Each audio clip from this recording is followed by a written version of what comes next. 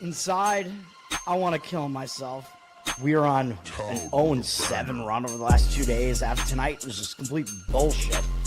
So that's how I'm going to start off this show. Horrible Sunday, 1-5. I don't even know what to tell you about that. I just don't want to do this anymore. I have never seen anything like this, man. With the slump continuing, 2 straight losses, not a good day at all. 0-4. I just have not had a good season, man. What kind of slump that I'm on? The slump continues. I've reached a new peak, actually. With I'm gonna burn my Bruins hat, man. I don't know what is going on with the Bruins. March 8th, is that what it is? I don't even know. It's March 9th, I think. Who even knows, man? I don't know what day it is anymore. I don't even know what day it is anymore, man. Back with you after the worst day that I could possibly have. Back with you, as I always am. Until I die, at least. 0-2 yesterday, and yesterday did not go well for me. 0-5. The worst month that I've ever had in my 18 years doing this. I don't know what to even tell you about this anymore. Broke the slump yesterday as the slump discontinues. The slump continues. Somebody fucking kill me, please. I don't even know what I should do at this point other than potentially end it all. What's up, everybody? It's Toad back with you. Better Off Dead, Friday, September 26th. Hopefully this video's not going to be that long, although I fear that it will be because we got a lot going on. We have the last series of the Major League Baseball season beginning. Full baseball slate here. I'm going to have 2 baseball plays. I will have 1 WNBA play. I'm going to talk about those games. I have 2 college football plays on the 3 college football games that I actually have a fairly strong opinion on all 3 games. So that's just the way that it works out. So yesterday 1-0 as we continue to win. We're on a nice hot streak right now. The only play I gave out yesterday on Thursday's card was the New York Mets. They got it done. We handicapped the starting pitching matchup correctly. Imanaga struggled in that game. Mets were the more motivated team. They won 8-5, but it was kind of more lopsided than that. They were winning 8-2 pretty late in the game, so luckily they didn't blow it or anything like that. But I thought that the bullpens were it was still fine to include the bullpens. I thought we were going to get a full game effort out of the Mets, being one of the teams that still is fighting for a playoff spot, and it's not secure yet. So that's what happened last night. Let's get into it, man. Let's do this. The breakdown. WNBA coming up first. I do have an opinion on both of these games, too, on the side, which really it's just the zigzag. Like, this is what you do, man. In NBA playoffs, I think the same thing could be applied to WNBA playoffs, where when you had an outlier in the previous game, you want to tend to look towards going in the opposite direction here. So Vegas is at Indiana. Both of these series are now switching to the other team's venue. Vegas is having to travel to Indiana. Might not be the easiest spot for Vegas to have to go on the road to Indiana, and I believe Indiana beat them.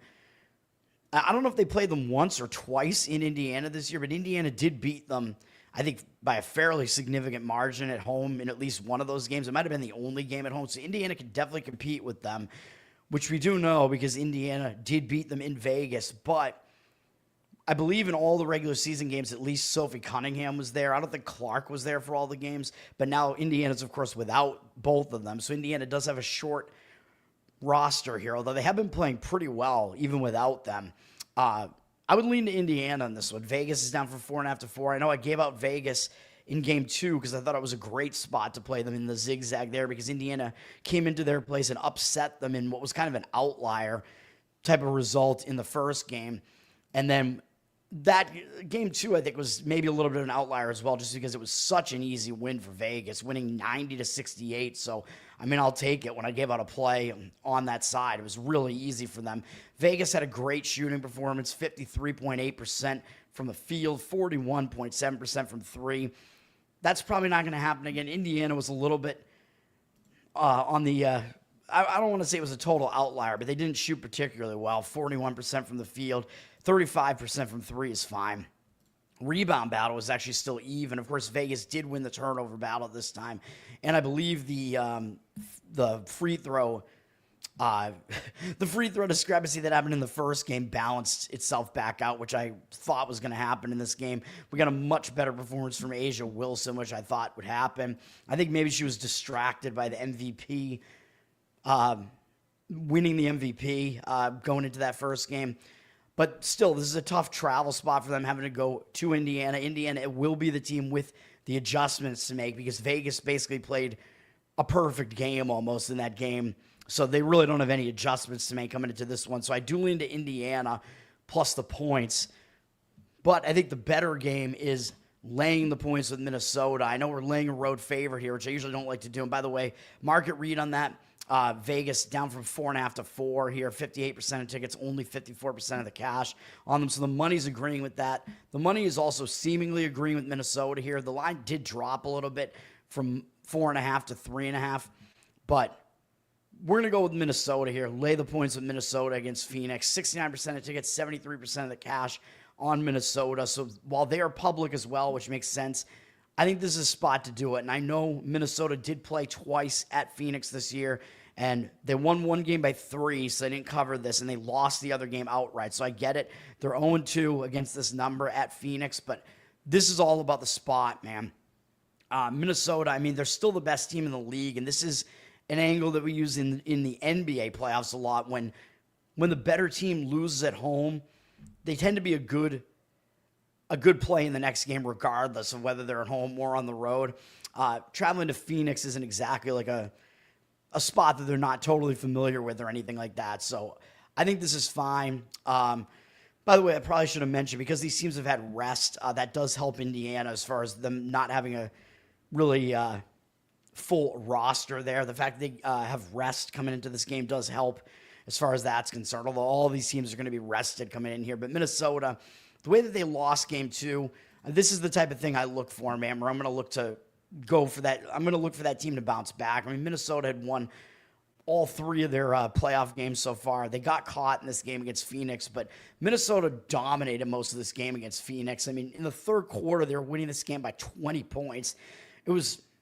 I believe it was the biggest comeback in WNBA history in the playoffs for Phoenix. That's just ridiculous, man. So you got to think that when Phoenix does that, it's going to take something out of them, man. Like, can they really put in another effort like that? 2 games in a row. Like, they got handled in this game, and they somehow wound up erasing that huge deficit, went into overtime and won the game. I don't think that's going to happen again. Minnesota had a really bad shooting game, 45.3% from the field, 25% from 3, while Phoenix shot 40.6% from 3. I mean, 45.3% isn't that bad. Minnesota actually had a better field goal percentage, but the 3-point percentage was really the outlier. 25% from Minnesota, 40.6% for Phoenix. I don't think they're going to shoot like that again from 3. Minnesota's going to have the adjustments to make, man, I think they just got complacent in this game and maybe just took their foot off the gas too soon and got caught. So they're the better team. They're going to be the team with the adjustments to make. They actually lost the turnover battle at home. So these are things Minnesota could definitely clean up. I mean, they can fix this 3-point defense, come out with more intensity there. They could fix the mistakes a bit too. The rebounding battle was actually even as well, which is a little bit strange. So I think it's going to be a game where Minnesota is the team that makes the adjustments, man. I mean, they're the better team here. They were the better team in both of those first 2 games. It's just I think they just got a little bit too secure in that lead in the first game and wound up blowing it. So, and the line, I think, is fine here. I think they were a pretty substantial favorite in these games at home. In game 2, well, they were a 7.5-point favorite in game 2. Somewhere between like 8.5, 7.5 is probably about accurate for Minnesota at home. So the line being about 3.5, 4 here, it makes sense. I mean, Phoenix, well, no team has really a ton of home court advantage in the WNBA. Like, you probably only get like a couple points maybe just because it's the playoffs. So the line is about right here. But I just think it's going to be a spot where Minnesota does make the adjustments, man. You really don't need them to win by that much in this game. So I think they can do it. I know Phoenix is pretty good at home, 15-7. Minnesota, that was only their 3rd loss at home all season. I know they're on the road here where they were a little bit more beatable on the road, but they still have a pretty solid road record too. So we'll go with Minnesota in the WNBA. Let's go to Major League Baseball here. This is going to take a while. We have afternoon baseball here because, of course, we do, because it's Wrigley Field. This is what happened. St. Louis at the Cubs in this one. Cubs are at a little bit of a disadvantage because they are coming off a series where they did play yesterday. We got the Mets correct in the game yesterday. St. Louis was off yesterday, but they are traveling in from San Francisco. So St. Louis does have more rest, but they did also lose a 3-game win streak there. So sometimes when a team loses a win streak, they tend to potentially be hung over in the next game. But I think St. Louis will show up for this. It is their last series. It is against the Cubs. St. Louis knows they're not going anywhere, so they might show up for a series against the Cubs. The Cubs, I believe, are essentially locked into the 4 seed in the playoffs. So I think that's pretty much where they are. So neither of these teams actually have a ton of motivation here. St. Louis might have a little bit more motivation because the Cubs are already getting ready to play in the playoffs, whereas St. Louis, this is their last series of the year. So I think St. Louis might actually show up with a little bit of extra motivation. So my first reaction to this was maybe I want to look towards St. Louis here. St. Louis actually does have the better bullpen as well. Hold on, let me just make sure my voice is doing all right here. My mic, I always forget to mic check once I go live, man. Let me make sure of that right now. But yeah, St. Louis does have the better bullpen out of these two, although both bullpens are all right. But of course, St. Louis does have a more rested bullpen coming into this game as well. They do not have the better offense, though. The Cubs have the better offense, even though they haven't been as good recently. As far as the bullpen usage, we know St. Louis was off yesterday. The Cubs haven't used a ton of theirs. They used 3 relief pitchers yesterday. St. Louis still gets the edge there. Starting pitching, on the surface, it doesn't look like St. Louis would have the edge in the starting pitching with Miles Mikolas pitching. Very mediocre pitcher, getting up there in age for sure. 4.76 ERA this year, 1.33 WHIP. He is way worse on the road, 6.33 road ERA. He's actually been a little bit better this month, a 3 ERA. He's allowed 2 or fewer earned runs in all 4 starts. Actually, the last 5 starts, he's been able to do that. So he's been decent over that stretch. He faced some pretty decent offenses this month, too. The A's, Seattle, Milwaukee. But he's not striking out a lot of guys, although that isn't really what he does. 10-4 strikeout walk ratio. Just a low strikeout rate, but again, he's not really a strikeout pitcher, so you can maybe give him a pass for that. Against the Cubs, he does not have good numbers, though, and they have a lot of history against him in 200 at-bats. He does have a good strikeout walk ratio against them, though, 33-5, but he's allowed a 310 average and 847 OPS to them, and PCA has some ridiculous stats against him. If you want to look for player props, which I don't mention a whole lot anymore, but he's 6 for 7 off of Mikolas with 4 home runs. That is unbelievable. So maybe something to look for there, but I don't really expect the Cubs hitting to be that focused in this game, to be honest, because they're already looking ahead to the playoffs, in my opinion, which might become even more of a factor in the last game. So I would be paying attention to that. The last game of the series, it's going to be St. Louis's absolute last game of the season. The Cubs are going to be looking ahead to the playoffs, so that is definitely a spot where maybe you want to look for St. Louis. This one is not going to be a play for me, though, in this game. Colin Ray is pitching for the Cubs. He is the better of these 2 pitchers. He's had a decent season, 4.1 ERA, 1.28 WHIP. Home and road splits are almost exactly the same. He's been good this month, allowing 3 or fewer earned runs in all of his starts, 25-3 strikeout walk ratio, 3.32 ERA, although he's lost his last 3 starts, or the Cubs have lost those 3.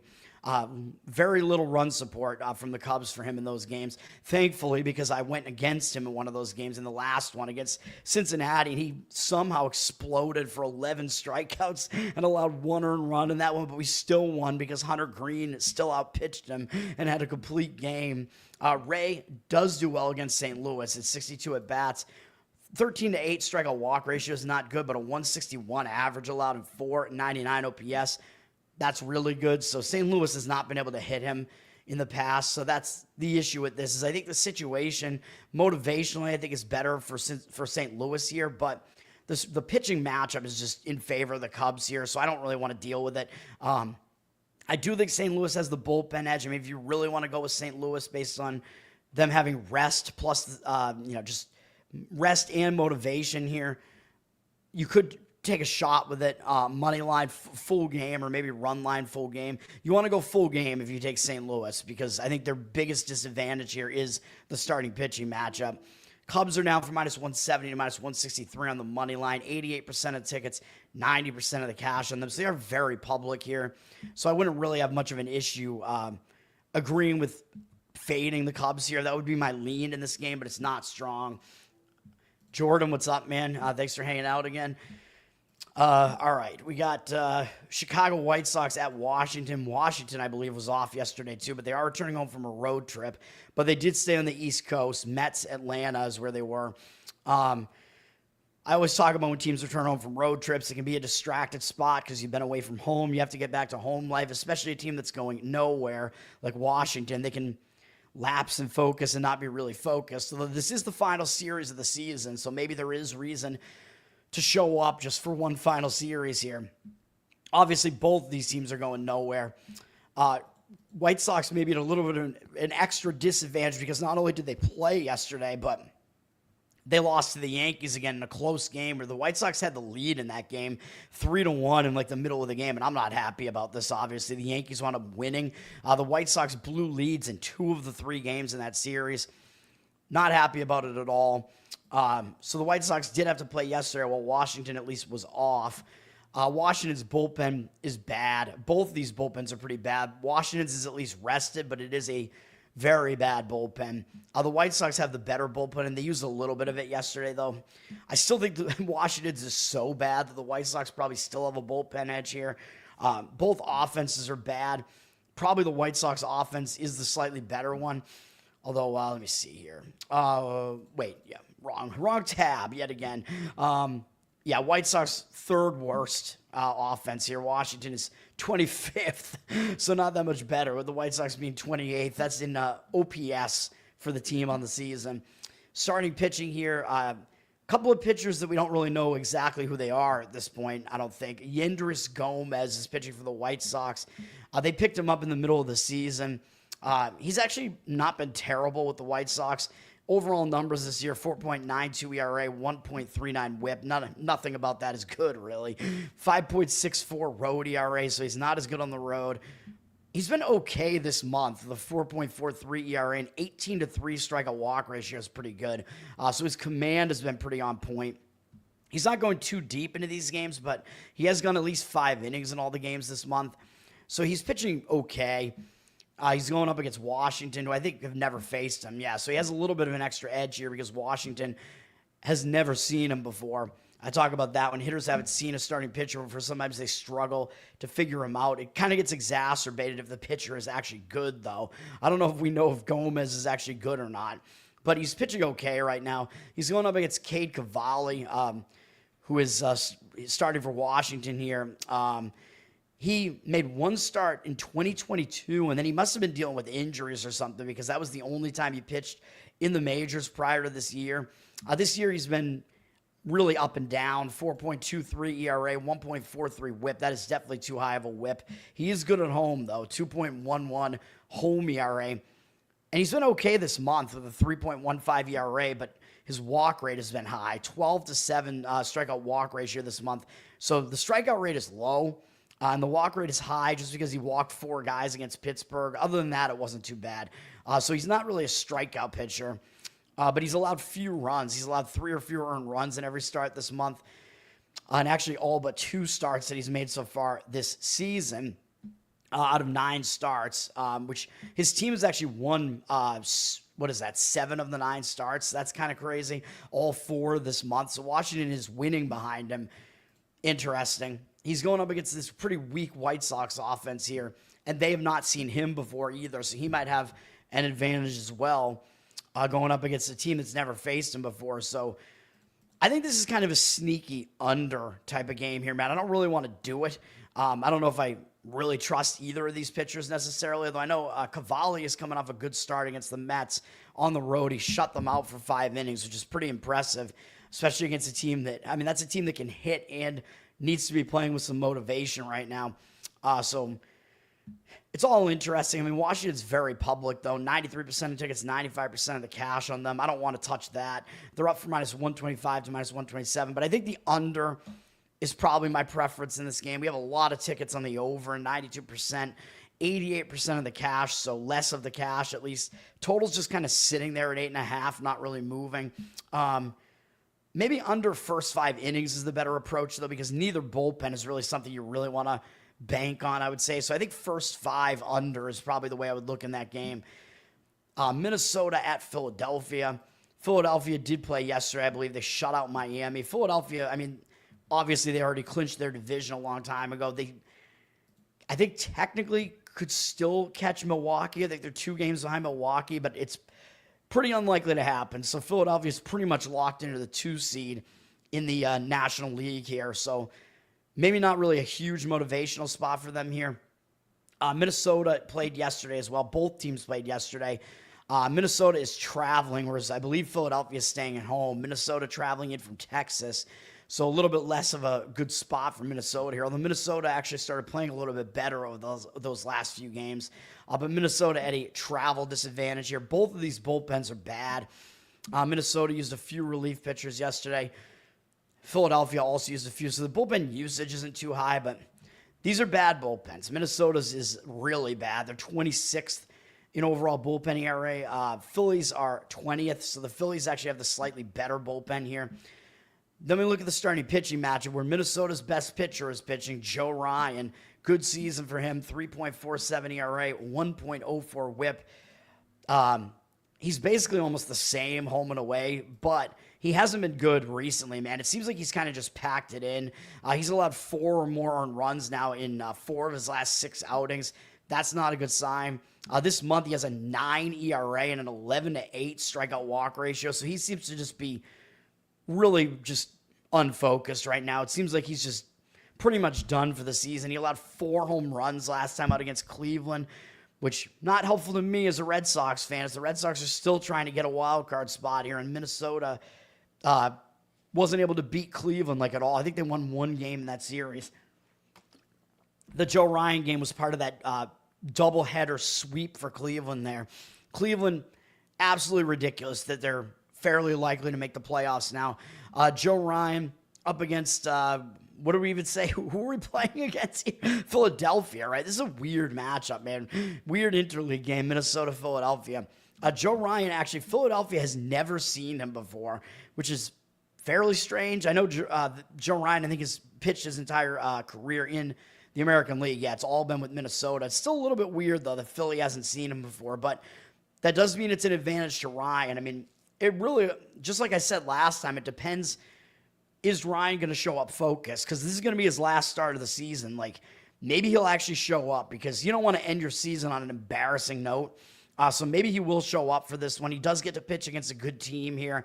They haven't seen him before, so if he does show up to pitch, that is an extra advantage to Ryan because we already know he's good. We have a lot of history that tells us that. Philly might struggle to hit him if he actually shows up and wants to pitch well here to finish his season on a good note, and maybe he will be motivated to do that.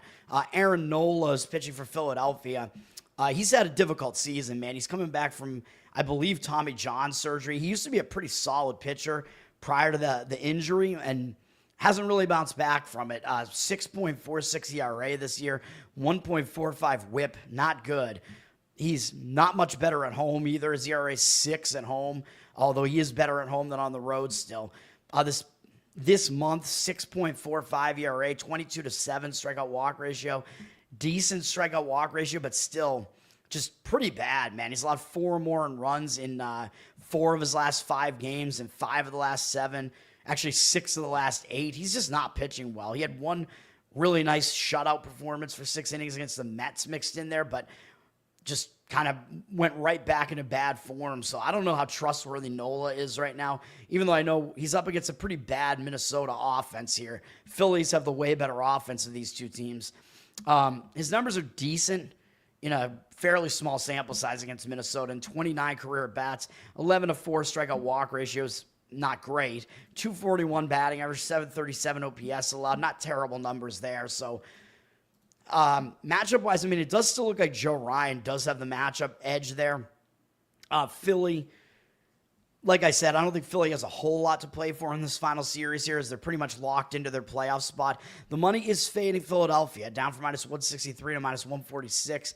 83% of tickets, 72% of the cash on them. So reverse line movement against a public Phillies team. You know, the public's going to be on the Phillies, even if it is a pitcher who's really struggling, because maybe they remember Nola being good in the past. They want nothing to do with this Minnesota team. The public likes the team with the better offense, etc. But again, it's about motivation here. And I do think if Ryan does show up, he should be able to outpitch Nola here. So I would probably lean to Minnesota first 5 innings only. I don't really want to do anything with their bullpen. So Minnesota money line first 5 innings would probably be the way I would look at that. Baltimore at the Yankees. The Yankees are still tied with Toronto as both teams won yesterday, which means the Red Sox are done as far as potentially winning the division, although I told you they weren't going to win the division. I told you that the Yankees were a good shot to try to get them to win the division when they were at plus 280 about a month ago. They're tied with Toronto, although Toronto does have the tiebreaker, which is the head-to-head. So coming down the stretch here, obviously I would prefer that Toronto wins the division, because I don't want the Yankees to do anything. Yankees have won 5 games in a row, though, and they've won 8 of their last 9. They just swept the White Sox. I mean, they get some easy series to end this. They get to face Baltimore again at home here. They did just take 3 out of 4 from Baltimore, but Baltimore might show up, because Baltimore, I mean, it's a series against the Yankees. It's their last series. So even though, yeah, the Yankees are fighting for the division, I think both teams will be motivated here. Baltimore just got swept, or no, didn't get swept, excuse me. They lost 3 out of 4 to the Yankees in Baltimore. So Baltimore might show up for this one. And by the way, the pitching matchup today is the same one that was the one win for the Orioles, I believe, in that last series. I'm pretty sure it was. And I gave out Orioles first 5 innings in that one, and that was also a winner. And it was this same pitching matchup. Both these bullpens are bad. Baltimore used 4 relief pitchers yesterday. The Yankees used only 3. Baltimore has the worst of the 2 bullpens, though, so Yankees actually have a bullpen edge. Yankees do have the better offense. Starting pitching, probably I still give the advantage to Baltimore as far as the starting pitching. I think it was more significant when the game was in Baltimore, though. But we did get the win on the first 5 innings with this matchup last time. Trevor Rogers pitching for Baltimore. Been a nice surprise for them. Hasn't pitched a lot this season, but he has done well. 1.35 ERA for him, 0.87 whip. He is a little bit worse on the road, 1.66 ERA. Still really good. He's allowed 1 or fewer earned run in every start going all the way back into July. And he's allowed 2 or fewer in all but 1 start all season. He has not allowed more than 3 in any start. This month he has a 1.1 ERA. His walk number did go up a little bit. 19-7 strikeout walk ratio, just because he walked 4 against Toronto. But that didn't concern me going with the first 5 innings last time out, where he 1 hit and shut out the Yankees for 6 innings that time and outpitched his counterpart here, Will Warren. So he did do well in that one. We got the win on that one in the first 5 innings. He is going up against Will Warren again here. Warren, mediocre season for him for the Yankees. 4.35 ERA, 1.37 whip. He is way better at home, though. So part of the reason why I liked that one the last time out is because he was pitching on the road. He's not as good on the road. His ERA at home is significantly better, though, 3.28 at home.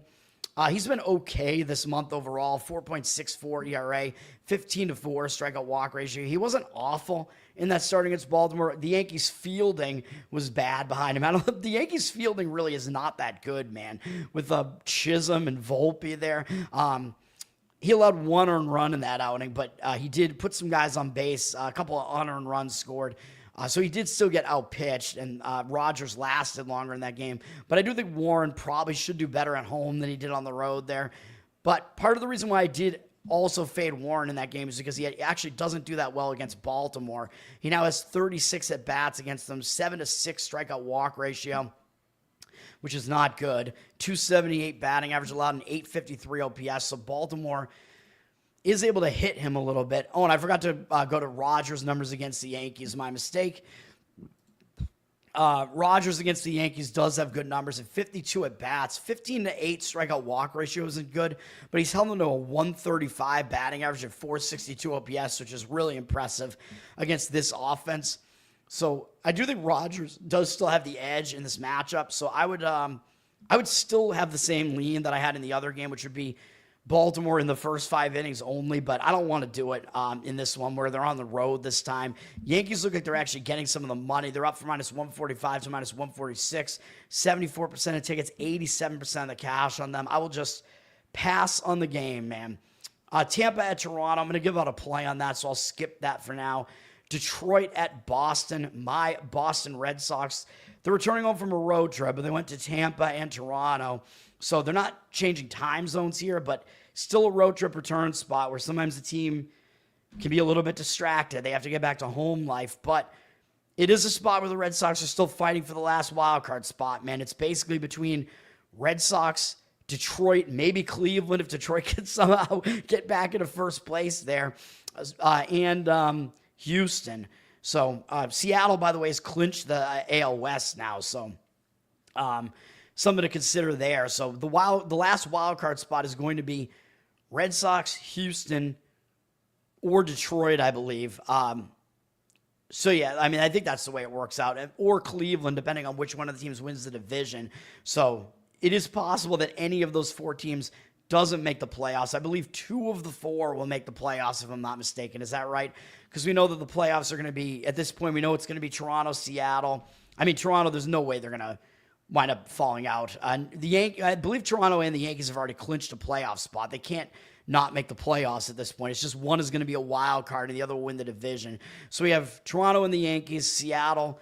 What am I missing here? So it's those 3. Oh, but then I guess we need how many wild cards even make it now? 3, right? So I guess only one of those teams is going to be left out of the playoffs. Yeah. So right. So whoever wins the division between Detroit and Cleveland will get in. And then I think only one of those teams will be left out. So it's going to be Boston, Houston, Detroit, or Cleveland. I think one of those teams will not make the playoffs. And then the 3 that are already in are Toronto, the Yankees, and Seattle. Crazy. It's crazy how that works out. Anyway, Red Sox could be a little bit distracted, but because they are up against one of the teams they're fighting for a wild card spot right now, which is Detroit, they can't afford to not be focused here. So I don't think the home return distraction spot really can be that much of an issue here. Detroit is coming in from Cleveland, so they're traveling as well.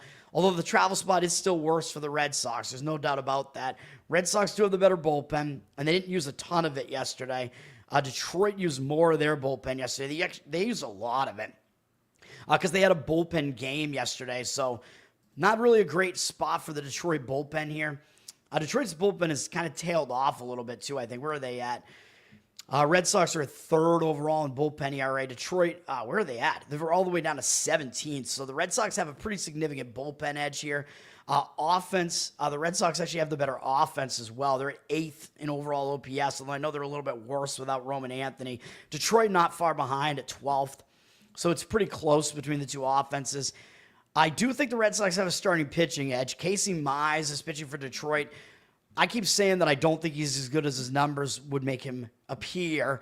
3.91 ERA. He's had a good season. 1.28 whip. Not horrible, although it's a little bit high. But the advanced analytics guys are kind of all over it, man, saying Mize is not as good as his numbers look. And I agree. If you look at his career numbers, he's not really this good.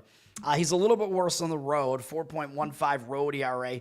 Detroit, a bit worse on the road as well. So at least the Red Sox get to finish at home where they're 46-32. Detroit is actually above 500 on the road, though, at 40-38.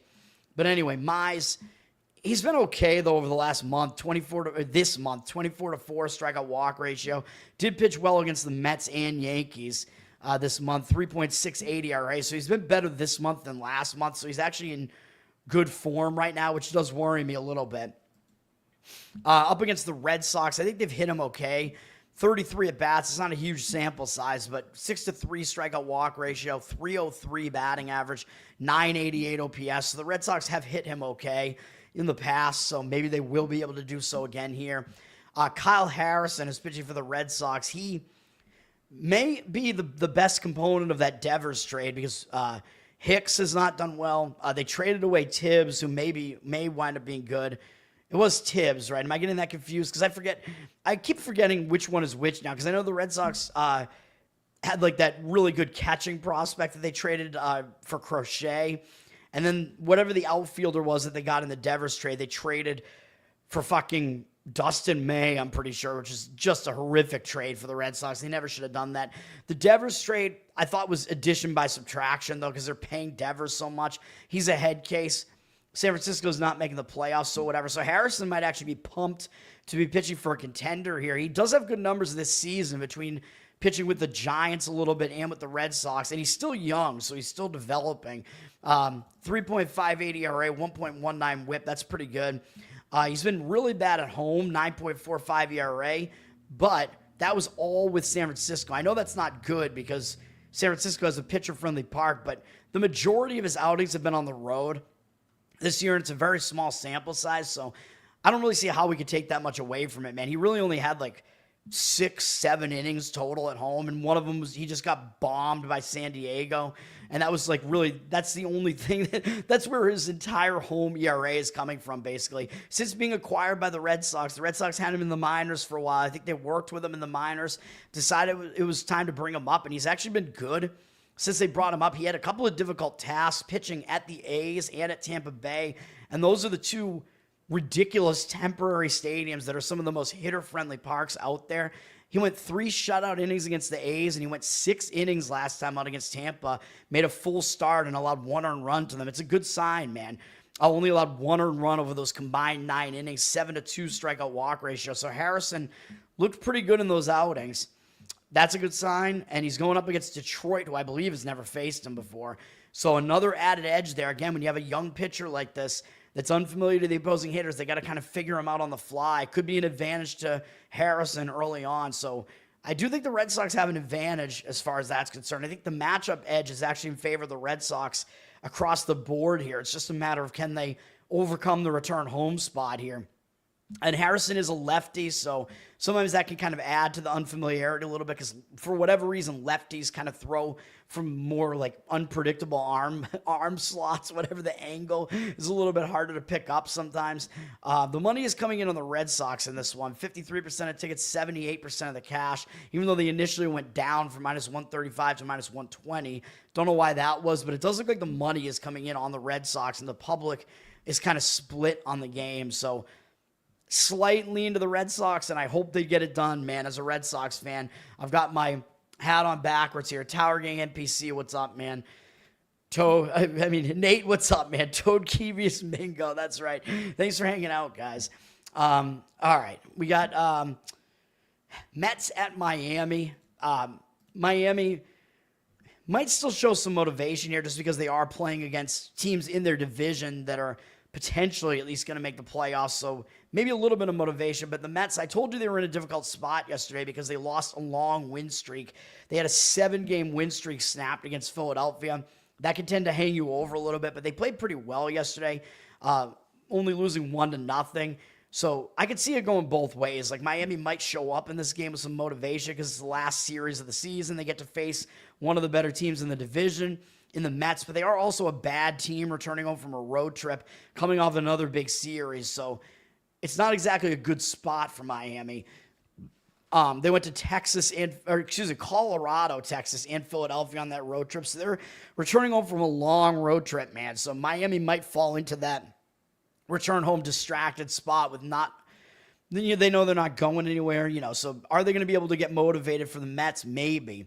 But they are still returning home from that road trip. It's a difficult spot for them, man. Could be a distraction spot. And I tell you, these teams that are somewhat bad teams in that bad spot, returning home from a long road trip. I said this about Anaheim the other day when we got that right on the Royals. If that team is an underdog, it's especially a bad situation. It actually makes it even worse if they were off the day before that, although Miami wasn't. But yeah, like that team tends to just kind of fall into that bad spot there. The Mets have to keep playing, man, because they're still trying to maintain this wild card spot. I believe they're 1 game ahead of the Reds still. Both teams won yesterday, and the D-backs lost. So the D-backs are 2 games back. So the D-backs are almost eliminated. It's either going to be the Mets or the Reds here. It is likely to be the Mets at this point, but they still have to keep winning. They are traveling down to Miami from the Cubs, though, and they're coming off a big series against the Cubs, so it's not really a great spot for either team, in my opinion, so I worry about both teams, really, as far as wanting to back one team or the other. The Mets used 4 relief pitchers yesterday. Miami also used 4. The Mets do have the better of the 2 bullpens. Miami's is really not very good. Mets have the better offense as well. Starting pitching, a little bit difficult to figure out here. The Mets have Brandon Sproat pitching, who is, I believe this is his rookie season. Yeah, he's only pitched this season. He's made 3 starts. He has a 3.94 ERA and 1.19 WHIP, which is pretty good. When he came in, I was worried, though, because his minor league numbers are pretty lousy. So I'm like, I don't know what we're going to get out of this guy, even though he's fairly highly considered prospect. But he's been okay. He has a 15-6 strikeout walk ratio, which it's not great, but it's not awful. Had 2 6-inning performances to start, giving up 3 earned runs at Cincinnati. Did walk too many guys, 4 walks there, but did pretty well there. And then he had a 6-inning shutout against Texas, which was obviously solid, even though Texas's offense isn't good. But he had a bad start last time out against Washington, so kind of regressed a little bit there with 4 earned runs allowed in 4 innings at home to a fairly weak Washington offense. So 5-2 strikeout walk ratio was still all right, but he didn't do well in that start. Maybe you could argue it was a bit of an outlier. He is still a decent young prospect, it looks like, as far as what he's done so far. He is facing Miami here, who isn't really that powerful of an offense, and they've never seen him before, of course. So, again, young pitcher might have a little bit of an edge here against an offense that hasn't seen him before. So I probably do lean to the Mets in this game because I think they at least have the hitting edge, bullpen edge, the motivation edge, and debatably they have a starting pitching edge here. But Sproat is going to have to go up against Sandy Alcantara for the Marlins, who is another one of those guys who had Tommy John surgery and hasn't been the same since, but he has pitched better over the last 2 months. His numbers don't look that great on the season. 5.48 ERA, really not good. 1.28 WHIP is getting into more respectable territory, though. He's been better at home, 4.53 home ERA. And again, over the last couple of months, he's been a lot better. 3.69 ERA in August. This month, 4.12 with a 20-3 strikeout walk ratio. So that's solid. So he is definitely pitching better right now. His command numbers are better, although he has allowed 4 home runs this month, but 2 of them were at Colorado. It's a home run friendly environment there in the high elevation. He's faced Philly and Detroit this month as well, so he's faced he faced a couple of difficult lineups and then a difficult environment with Colorado, so he is still pitching pretty well. He's allowed 3 or fewer earned runs in all but 1 start in his last 6, or actually last 7, although I know 2 of those he allowed 4 earned runs and 3 earned runs in 2 of his starts this month. So he's a little bit worse this month than he was the month prior. Going up against the Mets, difficult lineup to face.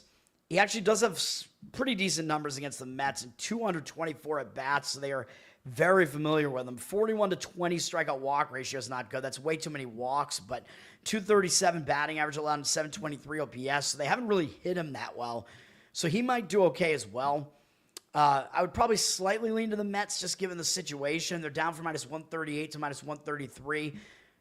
You're not really going to get a great price on the Mets necessarily because still a team that carries a lot of weight behind their name. But with Sproat on the mound, maybe you're getting a little bit of a better price than you would be if one of their better pitchers is on the mound.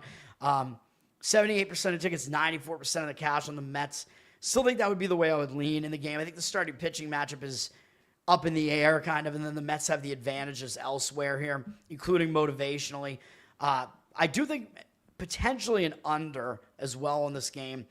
Probably would only go first 5 innings, though, because I don't love Miami's bullpen at all. 84% of tickets, 63% of cash on the over, so the money kind of fading the over there. Total has gone up a little bit, though. It's up from 8 to almost basically 8.5 here. But I think first 5 inning under, maybe a look, but I think the stronger way to play that game is the Mets money line. But we will see what happens, obviously, as I usually say. Texas at Cleveland. Texas is out of it, but Are they going to show up motivated to try to spoil Cleveland's season? I don't know, man. Cleveland is tied with Detroit again. After Detroit did beat them yesterday, Cleveland won the series. That was a huge series for Cleveland. So is that going to hang them over a little bit into this game? I don't know, man. Because Cleveland is still trying to make the playoffs and win the division, potentially.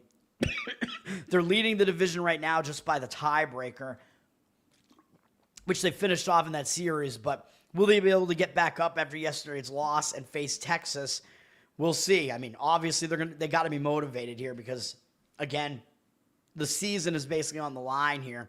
It's just still ridiculous that Cleveland is in a spot that they're in. I think they maybe just finally, barely. Actually, no, because they lost yesterday. I think they still have a negative run differential on the season, and they have the second worst offense in Major League Baseball based on OPS. It's just ridiculous that this is happening.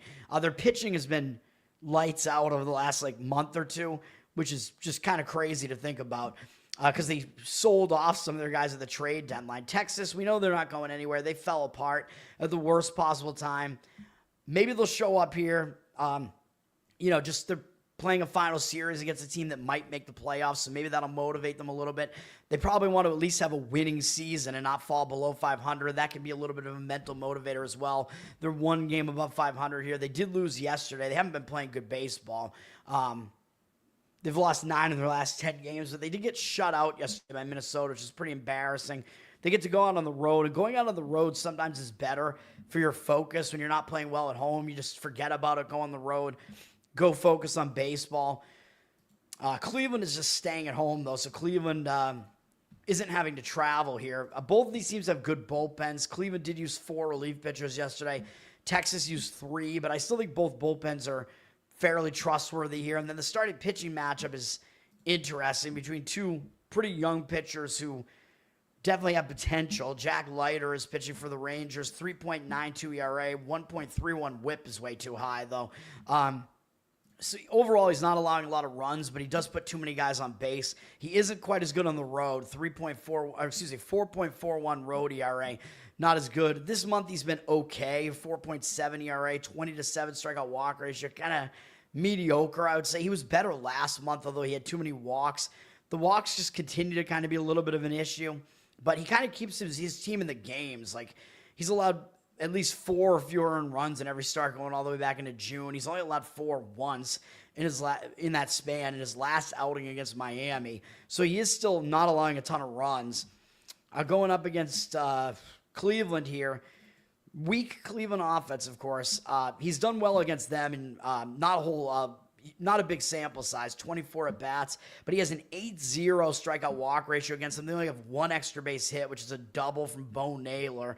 125 batting average allowed, 292 OPS, so they have some really weak offensive numbers against Jack Leiter. Both of these offenses are weak, by the way. Texas is actually the slightly better of the 2 offenses, which is ridiculous.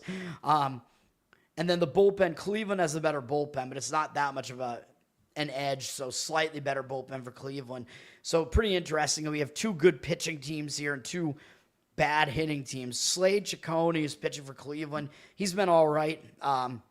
This is his first season with Cleveland, 4.15 ERA, 1.18 whip. He's been worse at home, though, so both starting pitchers actually are in the bad end of their home road splits here. He's got a 4.52 home ERA. He's been good this month, 3.12 ERA, 23-5 strikeout walk ratio. Did have 2 good home starts this month against Kansas City and the White Sox, and Cleveland isn't a good offense either. Texas, is not a good offense either. He did just face Texas a little while ago, though. He did well last month at Texas on August 22nd, 6 innings, 2 earned runs allowed in that one. Jack Leiter, did he pitch in that series as well? Let me just see. He might have.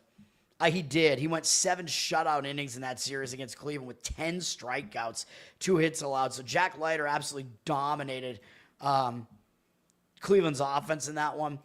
Ciccone against Texas, 32 at-bats, 7-1 strikeout walk ratio, 250 average allowed, although somewhat high, 866 OPS because he has allowed 3 home runs to them, to Garcia, Higashioka, and Tellez. But maybe that's kind of a more fluky stat, the home runs. So I still think the way to look at this game is the under. I mean, I think you have two pretty talented young pitchers here. I know the offenses just saw both of these pitchers. That's a little bit of a concern if you go under here. But the money is coming in on the under. The total's dropped a decent amount, down from 8 to 7.5 here. You got to get the under 7.5 if you like the under here. And you have to pay a little bit of juice for it now, too. So the line is moving on this. 73% of tickets on the over, 52% of the cash on the under. Yeah, under would be the way I would play this game if I was going to play it. And, yeah, you got to get the under 7.5. 7 is the key number in baseball. I mean, I guess I wouldn't totally be opposed to playing the under 7 as well. Definitely not lower than that, as I never really do that. 7's the key number in baseball. Breaks the 3-3 tie. So that's my opinion on that game. As far as the side, Cleveland down from -155 to -147 on the money line. 90% of tickets, 97% of the cash on them. So the cash percentages on them a little bit, but they are very public, and the line has kind of moved against them. So maybe the professional bettors are putting more weight into Leiter than Ciccone. I mean, I probably would agree with that Leiter is probably the more talented of the two pitchers. He's just got to stop walking, guys. But still, I think under is probably the way to look in that game. 2011 St. Louis Cardinals were 10.5 games back of the final wild card. That's crazy, with how many games to go. And then what did they wind up doing? So they made the playoffs. I forget which year that was. I know the Red Sox beat the Cardinals in the World Series in 2013. I don't remember who won in 20. Did the Cardinals win in 2011? I don't remember at all, man. It's all a blur at this point. It all kind of blurs together. I do not remember. All right, we have Pittsburgh at Atlanta. They won the World Series. Yeah, I mean, baseball's crazy, man. Baseball and hockey, because there's such close games, you know what I mean? It's this money line sport where you never really get, like, giant favorites in each game. So, like, tons of chaos can happen in the playoffs in NHL and MLB. So you can just have any team, like, pretty much any team can get far in the playoffs. Beat the Rangers. David Freese with the walk-off. I barely remember that, if at all. That one's kind of slipping my mind. Pittsburgh at Atlanta. I mean, these two teams are both playing out the stretch, obviously. Atlanta didn't play yesterday, and they're staying at home, so Atlanta does have a little bit of an edge there where they're rested, staying at home, but they lost a long win streak. So I talk about this. They had how many games in a row they won? I think they'd won 10, 11 games in a row, whatever this was, and they finally lost. That's not a good spot, really. So even though they do have a rest advantage, there are just too many conflicting factors in this game, man. Because normally I like to look to play on the team that was rested. But when you lose like a 10-game win streak like that or whatever, that can tend to hang you over into the next game, man, because you're just not used to losing. So even though I know that's weird to say about a losing team like Atlanta, but when you haven't lost in so long, like your mindset just like isn't quite ready for it. So that kind of worries me about Atlanta. Pittsburgh did play yesterday, and they're traveling from Cincinnati to Atlanta. They lost a win streak as well. They've won 4 games in a row, and they lost yesterday to Cincinnati. So Pittsburgh, not exactly in a great spot either. They had to use some of their bullpen yesterday. They only used 2 guys, though. As far as the bullpens themselves, Pittsburgh's bullpen is actually up to 13th in bullpen ERA. So they actually have the better bullpen. Atlanta down at 19th, a fairly significant difference between their 2 bullpen ERAs. So Pittsburgh actually has the better bullpen. Atlanta has the better offense. Pittsburgh, worst offense in all of baseball. Mitch Keller is pitching for Pittsburgh. He's had an all right season, 4.22 ERA, 1.24 whip. He's actually better on the road, 4.09 road ERA, which is where he is here. This month, 4.32 ERA, but he does have a 12-2 strikeout walk ratio, so he's not walking a lot of guys. So he's in okay form right now. He's pitching all right. He's going to the Braves here. Against the Braves, his numbers are mediocre and 78 at bats, 17-5 strikeout walk ratio is fine, 269 batting average allowed, 736 OPS allowed. All 3 home runs that the Braves have against him are from Acuna, though, so if he can pitch around him, it gets a little bit easier for him, although Olsen is 5 for 10 off him, so he does hit him pretty well, and Harris is 3 for 10. But, yeah, Keller, he does okay against the Braves in general. He's going up against Joey Wentz, our favorite guy here, who I find to be very unpredictable. I mean, his numbers are not that good. 5.46 ERA, 1.52 whip. That is bad. You can't put 1.5 guys on base an inning and get away with it, man. He's been bad at home, 8.03 ERA at home this year.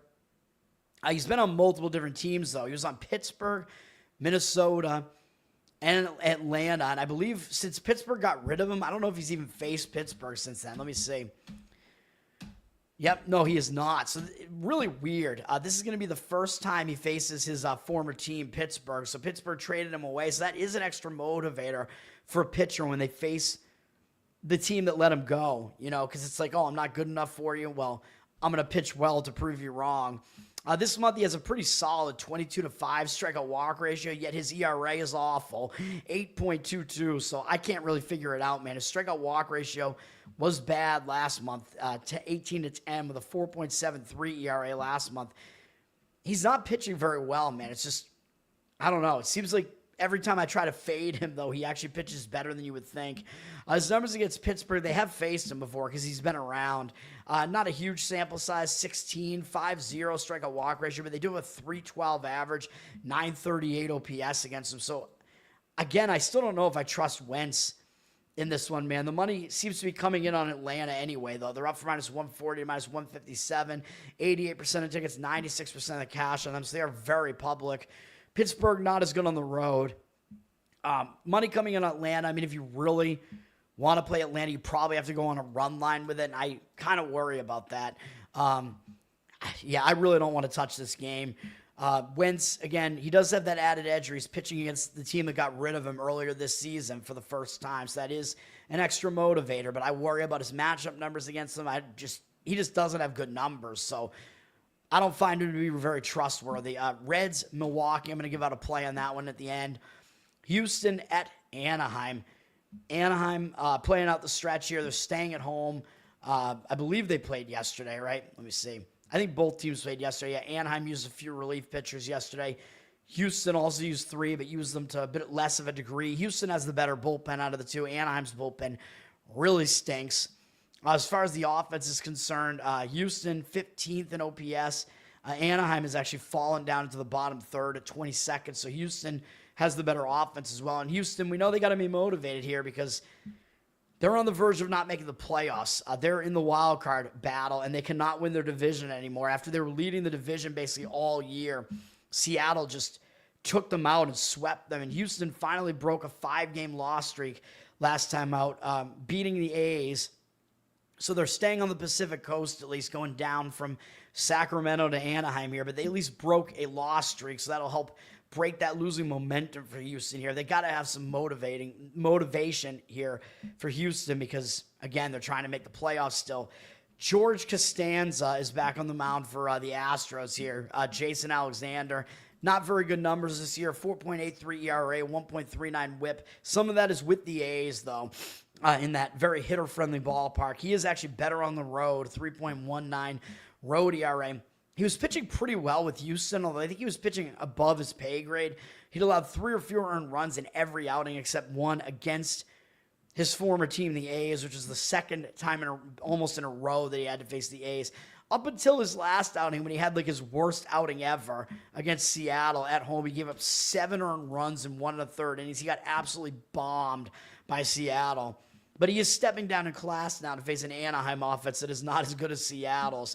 But that really kind of wrecked what he was doing, man. I mean, Houston had actually won a bunch of starts in a row. They'd won 9 starts in a row of his or something like that. So he was pitching well for Houston. Now the question is he in bad form now or will he bounce back? Anaheim only has one hitter who's ever seen him before. Chris Taylor is 1 for 3 with a strikeout against him. I lean more towards Alexander bouncing back at least a little bit. I mean, he can't possibly be as bad as he was in his last outing. So I think he will bounce back a little bit and pitch a little bit better here. He is going up against Kyle Hendricks, who has had a mediocre season. He's a veteran. He's been around forever. 4.79 ERA, 1.28 whip for the Angels. He is better at home, 4.33 ERA at home. He actually has 2 7-inning shutouts in his last 3 outings. Problem is, the other start in between the two, he got wrecked by Seattle as well, at Seattle, which is even worse because that's a pitcher-friendly ballpark. He gave up 9 earned runs in that outing in 3 1/3. That was bad, but he still does have a 4.24 ERA this month because his other 3 starts were good. His one home start was one of those 7-inning shutouts against Minnesota. 17-6 strikeout walk ratio. Last time out against Houston to end August, he pitched well at Houston, went 6 innings, gave up only 1 earned run, 2 strikeouts in that outing. It's not very good, but he did okay there. Better than okay. Against Houston, though, overall, he does not have good numbers. 98 at-bats, 12-6 strikeout walk ratio, 306 batting average allowed. 873 OPS, so Hendricks doesn't actually do that well against Houston, even though he did last time out. It doesn't mean Houston just saw him, but with a veteran like Hendricks, I don't know that that really matters because they have seen a lot of him anyway in the past. Jason Alexander, by the way, did not pitch against Anaheim in that series, so he has not faced them since being acquired by Houston. He hasn't faced them this year, actually, so that's maybe a little bit of an extra unfamiliarity edge to Alexander in this one. Houston is extremely public, though. They're down from -140 to -130, 89% of tickets and cash. The pressure is on Houston. You're asking them to lay a price on the road here. A little bit difficult to ask that, especially with a pretty unproven pitcher on the mound here. So I do worry about that a bit. I don't want to back Hendricks in Anaheim either, though. Nor do I want to back Anaheim's bullpen, which is really bad. So this is a stay away. But, yeah, I mean, Houston's very public, and the money is coming in against them, so that would worry me as far as trying to back Houston. Arizona at San Diego. San Diego pretty much locked into their spot at this point. I think the Dodgers clinched their division, actually, so even though Dodgers are 3 games ahead of San Diego, I think they have the tiebreaker, so the Dodgers have clinched the NL West. San Diego is virtually locked into the 5 seeds. So I don't know that they really have a ton to play for here. Arizona has more to play for as they're still fighting. They're almost out of the playoffs. They're 1 game above 500, which is a little bit of a motivator as well. But they just lost to the Dodgers, but they did get shut out yesterday. So it might be good for them to just get out of there, go on the road, start a road trip, which is what they're doing here. They got to have motivation here, even though they're coming off a big series. This is another big series, divisional series, and still they're potentially trying to get the last wild card spot still, even though they traded players away at the trade deadline. Arizona would probably still like to do it, so they're still going to show up with some motivation here. Arizona has the significantly better offense over San Diego, but San Diego has the better bullpen. San Diego, I believe, didn't even play yesterday.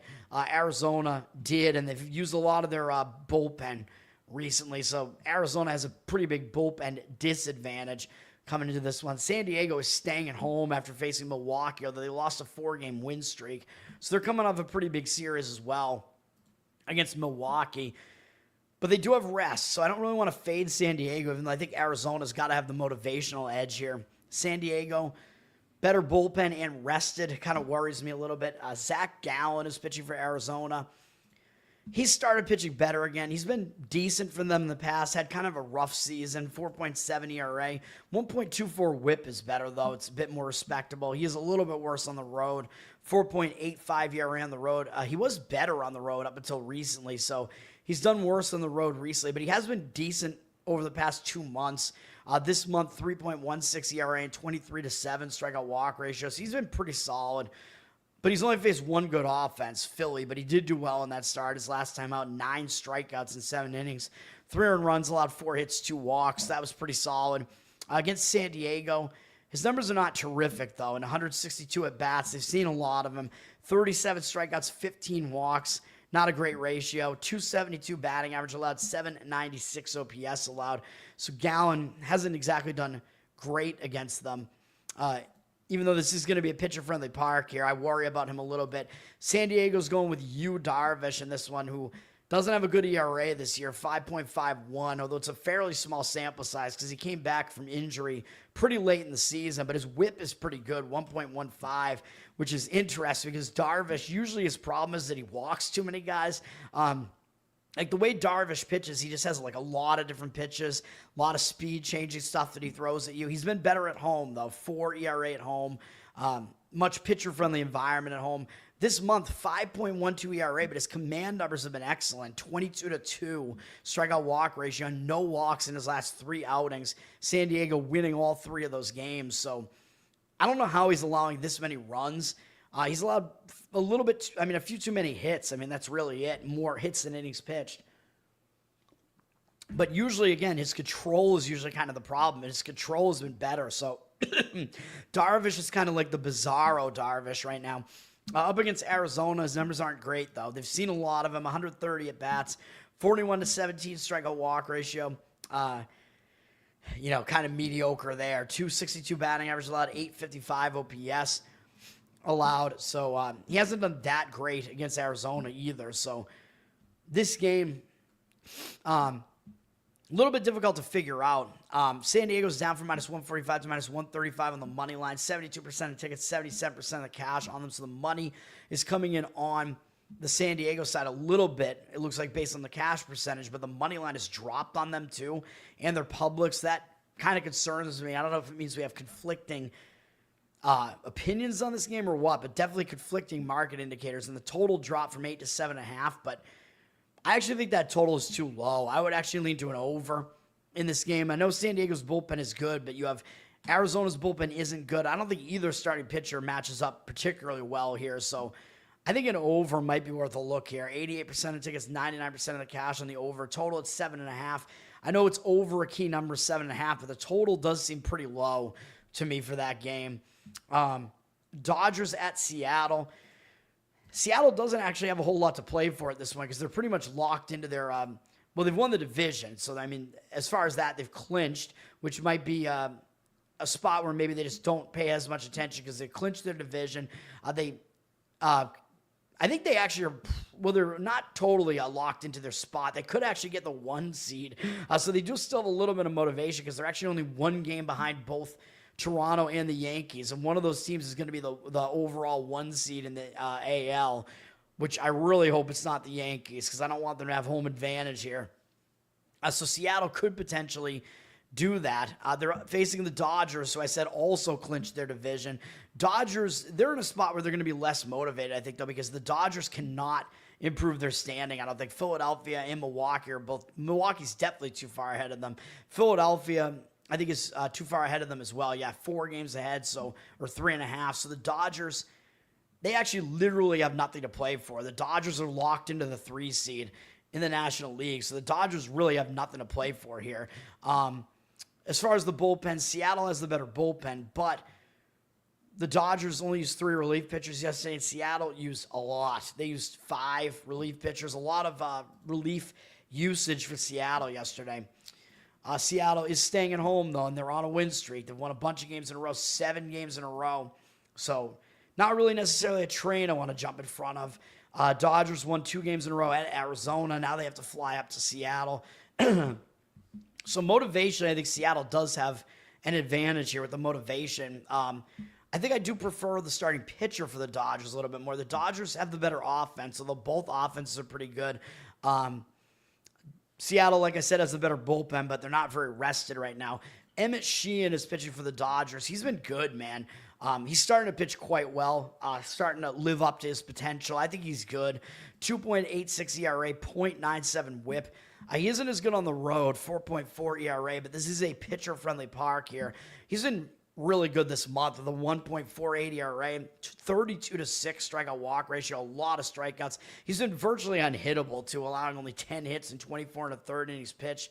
He's been really good this month, allowing 2 or fewer earned runs in 5 straight outings, and he has those 5 outings are bookended by 2 7-inning shutout performances, allowing 3 combined hits with a 20-1 strikeout walk ratio in those 2 starts. So, yeah, I mean, he's doing well right now. He is solid. Seattle has 4 hitters who faced him before, and they're 0 for 4 with 3 strikeouts and no walks off him. So, Seattle not very familiar with him, and when they have seen him, he's pretty much lit them up. So, Sheehan looks like good in this game, man. So, I worry because the Dodgers don't have motivation really in this game, but Sheehan might come out and pitch with motivation. So that's the thing. You have to kind of gauge.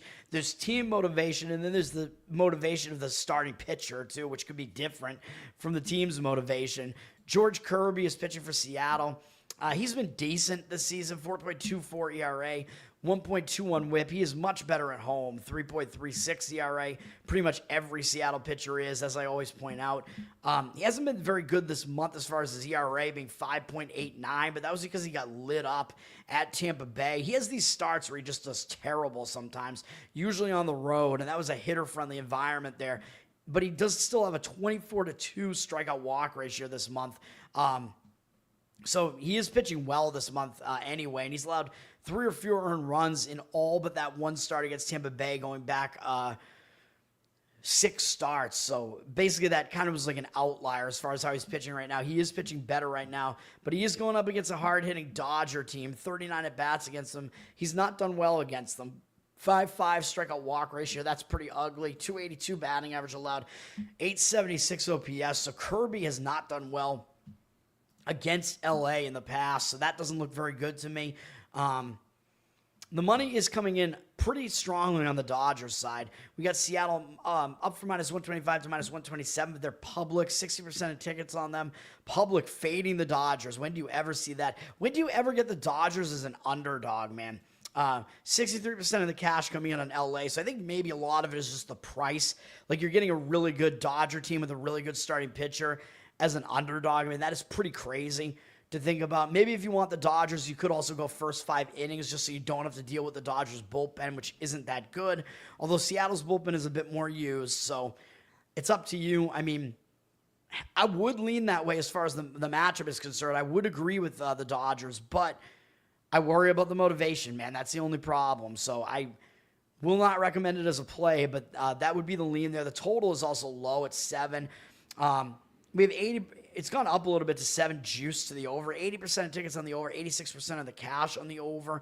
So money coming in on the over. I mean, I could definitely see some arguments for this being an under early in the game. I don't want to deal with the bullpens, but first 5 under maybe worth a look. But I worry about Kirby, too. I think Sheehan is the more trustworthy of the two in this matchup. And if he comes out and pitches well, that will help the Dodgers here, man. So that is the deal there.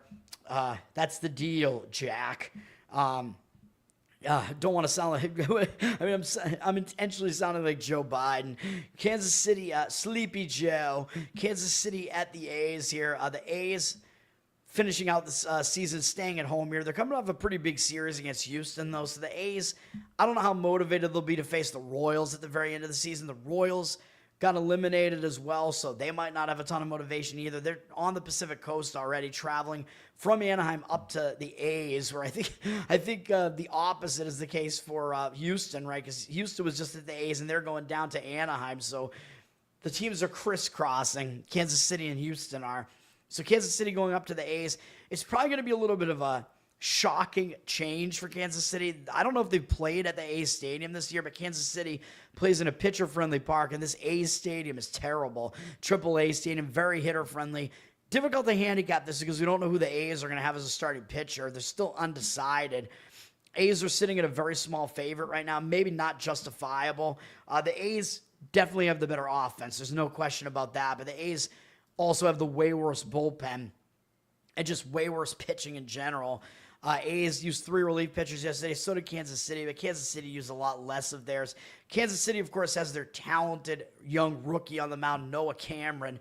The only issue I've said with him is he wearing out yet? We don't really know because we don't know what his stamina is really even like yet, but he's had a really good season, 2.9 ERA, 1.08 whip. I don't know how he'll adapt to pitching at this terrible stadium, though. He's been slightly better on the road, generally, 2.86 ERA on the road. He's been good overall. He's allowed 3 or fewer earned runs in all 4 starts this month. His team has won 3 of the 4, 2.81 ERA this month, including 2 starts in a row against Philly and Toronto. I mean, those were difficult lineups to face, and he did well against both of them. 25-8 strikeout walk ratio this month. Too many walks, but 5 of them came against Anaheim, so he might pitch better in this one, but you got to worry about, like, is he going to pitch well at the A's stadium? Because he has not pitched in this stadium yet. He did shut them out for 5 innings in Kansas City earlier, so something to consider there. But that doesn't mean Kansas City, that does mean the A's have seen him now, so he did have a little bit of an extra edge the first time facing them because the hitters had to kind of figure him out, but they had 12 at-bats against him, 4 strikeouts, 1 walk, 250 batting average, 724 OPS, so he did pretty well against them. He's good enough that he might do well again.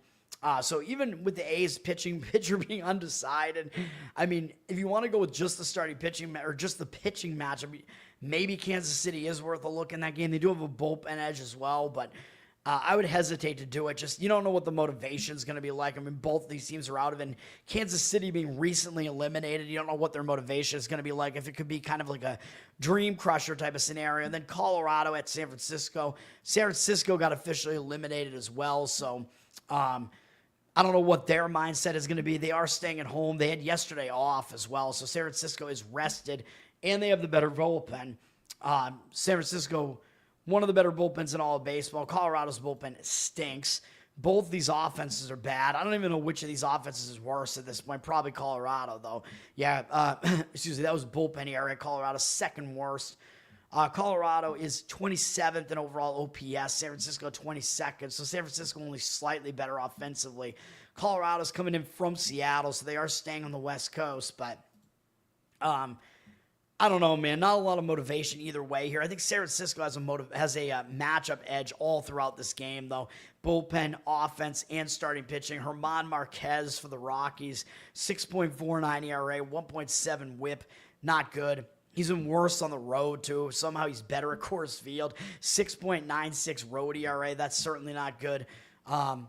He hasn't been good recently either. 8.38 ERA this month with a 9-7 strikeout walk ratio. Colorado's lost 6 starts in a row of his.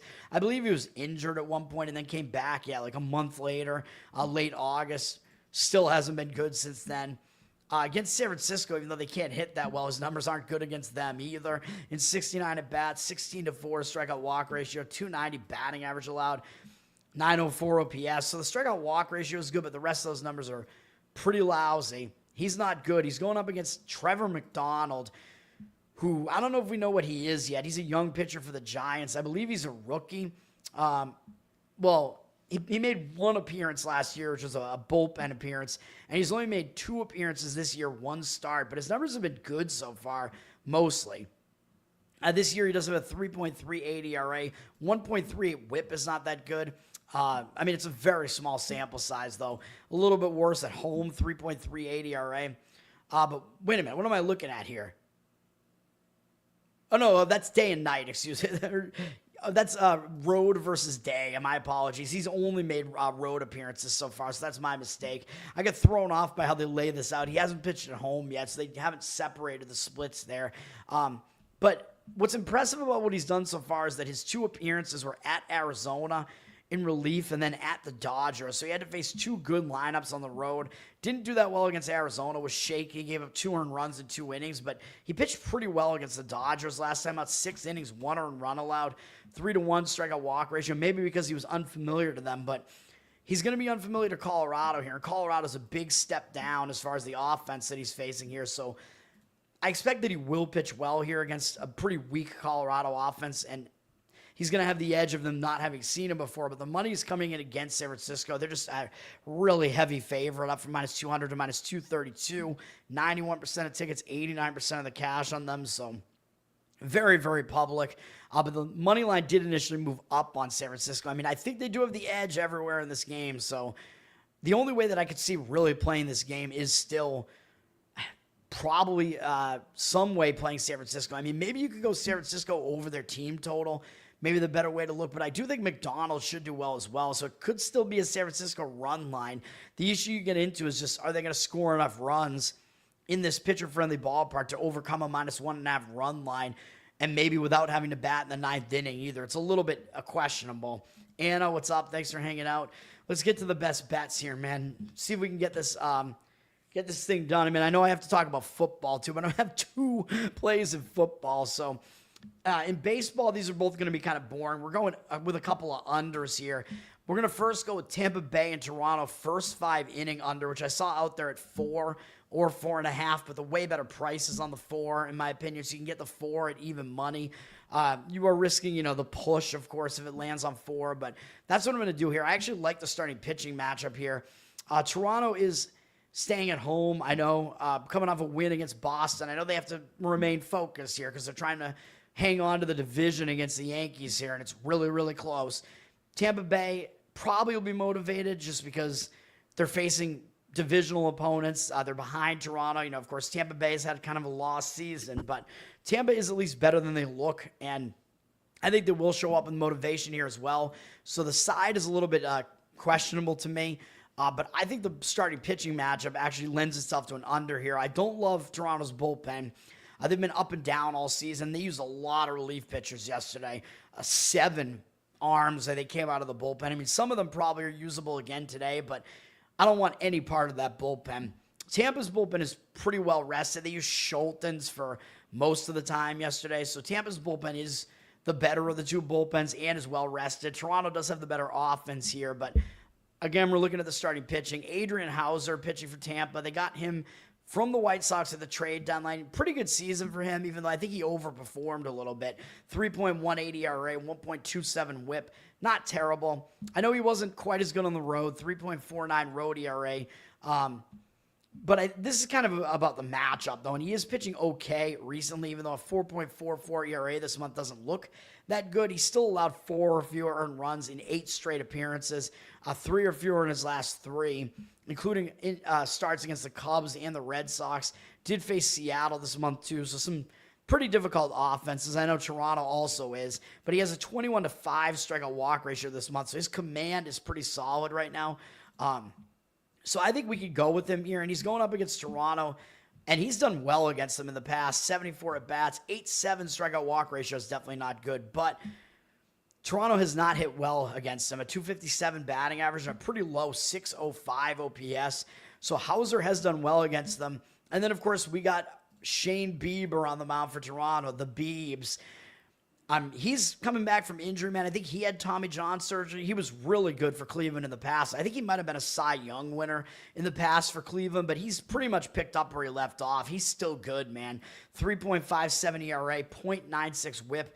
That should help Toronto as far as what they're going to start doing in the playoffs. He is a big piece to add to their starting rotation, man. Like, he's basically their best starting pitcher. So very good for them that they got him back. He's better at home, 3.18 home ERA. Really, he only had one bad outing at Cincinnati, which is a hitter-friendly ballpark. He wasn't even that bad, really. He just gave up some untimely hits, basically, or timely hits, I guess, for Cincinnati. Gave up 5 earned runs in 6 innings in that one, but he only allowed 5 hits and 2 walks, 6 strikeouts. So he wasn't even bad in that one. And other than that, he's allowed 3 or fewer earned runs in all of his other outings. 34-5 strikeout walk ratio this year. That's pretty excellent. His command has been right on. Fewer hits than innings pitched, hits allowed, and then innings pitched, I should say. He's still pitching well, man, so I expect him to do that again here. Tampa, only 3 guys have faced him before, and they're only 3 for 19 off him with no extra base hits, 8 strikeouts, 2 walks. That's a 158 average and 396 OPS between Diaz and the 2 Lows. I want to call them the Low brothers, even though I don't think they're related, and they're not related to the Red Sox Low either, Nathaniel. So I like both starting pitchers here, man. Yeah, Bieber is the better of the two. There are, of course, there's an advantage for Tampa in the bullpen, though. So I think if you do like Toronto here, I think you have to go first 5 inning only with Toronto in this one. If you do want to go first 5 innings, it would probably be a -half run line. There would be the better price. Toronto's a pretty heavy money line favorite, up from -178 to -179. They have the public ticket percentage on them, 83%. 85% of the cash. Doesn't look that great for Toronto there. Money coming in on the under, though. So the market read is a lot easier to read on the under here. The total's already gone down from 8 to 7.5. Still juice to the over there. But again, we're going with the first 5 innings instead. Hopefully you can still find the under 4 out there. I think you probably can. 63% of tickets on the over. So the public's going to see this and think over with a team like Toronto here. Maybe they kind of forget how good Bieber is, but 95% of the cash on the under. So this is a big pros versus Joes type of discrepancy here. So we're going to go with the pros in this one that look like they're playing the under, and that is what we're going to do, but we're going to go first 5 inning only to avoid the Toronto bullpen. And we will also go under in Reds and Brewers here, which this is going to be the type of game where, again, I think the public sees this and think, oh, 2 good hitting teams, which obviously is true. The teams are pretty good offensively. Maybe not as good as people think. Milwaukee's down to 11th offensively in Major League Baseball. The Reds are somewhere middle of the pack, 19th. So the offense is not quite as good as maybe the perception of them. Milwaukee isn't as good at home offensively, so something to keep in mind here. Milwaukee is returning home from a road trip and has a day off, and I think that could cool off hitting, man. I talk about this, the return home from the road trip. It could be a distracted spot. They're shifting time zones here because they went to St. Louis and San Diego. With a day off, that can exacerbate it, man. The hitters kind of cool off. They can kind of be affected by the distraction that I talk about when the team returns home from a road trip. You got to get back to home life. Can be a bit of a distraction, so I don't think it's a good spot for Milwaukee here. If you're looking at the side, I do think Cincinnati has a big motivational edge here too. So I was first thinking maybe I want to kind of lean towards Cincinnati as well here because Cincinnati still is trying to get the last wild card spot. Milwaukee is very close to having home field wrapped up. Like, basically, they don't even need to win, basically, to wrap it up. Like, if the opponents that are closest to them, basically, it's just Philadelphia. So, basically, if Philadelphia loses it all, Milwaukee will, I think, seal it up if they haven't already. So, Milwaukee really doesn't have a whole lot left to play for here. They're pretty much locked in to that 1 seed. And I don't know even if between 1 and 2, I don't even know how much they really care about that necessarily. So, I think the spot is a lot better for Cincinnati here, except for the fact that Milwaukee is rested, and Cincinnati did play yesterday. They beat Pittsburgh. It was a pretty easy series for them, and now they're going out on the road. Motivationally, the spot is in favor of Cincinnati, but again, I don't love to play teams that played yesterday against a team that didn't play yesterday. As far as the bullpens are concerned, Cincinnati only used 3 relief pitchers, not a lot of usage over the last couple of days, really, for them, so I think we could go with this, man. As far as the full game, I think the bullpens are okay here, where Milwaukee's is completely rested. So I think we could go with that as well. They're actually they're 8th in bullpen ERA, so their bullpen's actually gotten better again recently, even without their closer there, McGill. Their bullpen has actually been solid. Cincinnati's is worse for sure, but they're still middle of the pack, a below 4 ERA, so that's still not bad at 15th. So I think we can go with the under here. Starting pitching, of course, is a component to this. I think both of these pitchers might still be a little bit under the radar because they're not big names or anything like that. With Zach Littell pitching for the Reds, his one problem is he gives up a lot of home runs, but maybe that'll be less of a concern at Milwaukee because they're not as hitter-friendly a ballpark. He's got a 3.86 ERA, 1.1 whip on the season. Pretty good, and I think he's got to be motivated coming into this one, man. I mean, the season is on the line here. This is why he's here. They picked him up at the trade deadline. He was on Tampa Bay. Tampa Bay's out of it now, so he's got to be pumped to be on a team that still is in it this late. His ERA is not as good on the road, 4.01, but still, I mean, he's been decent either way still. Since being acquired by Cincinnati, I mean, he did well in the month of August, had a 21-6 strikeout walk ratio and a 3.9 ERA. He's allowed more than 300 runs only 3 times since they got him. More than 4 only once, which was this month. It was against Toronto. Good offense. They hit him for 4 home runs, though, so it was a little bit of an outlier there. I know, as I said, he does allow too many home runs, but that was at home at that Cincinnati home run-friendly ballpark, so I think he should do better than that outing here.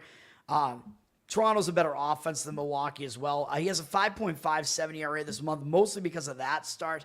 And then he wasn't terrific at St. Louis, gave up 4 earned runs, which is a little bit of a concern because their offense is bad, but he still has a 17-3 strikeout walk ratio this month, so he's not putting a lot of guys on base. Again, with Littell, the problem is always the home runs. He's allowed way too many home runs, 36 this month, or 36 this month would be insane, 36 this year, but he's still allowed way fewer than 1 hit per inning. His strikeout walk ratio is still solid. He doesn't strike out a lot of guys, but he doesn't put a lot of guys on base. So I think he can hold the offense down while he's out there. And his numbers are good against Milwaukee, like surprisingly good. In 52 at-bats, 9-4. Strikeout walk ratio is not great, but 231 batting average allowed and 574 OPS, and they don't have any home runs off him.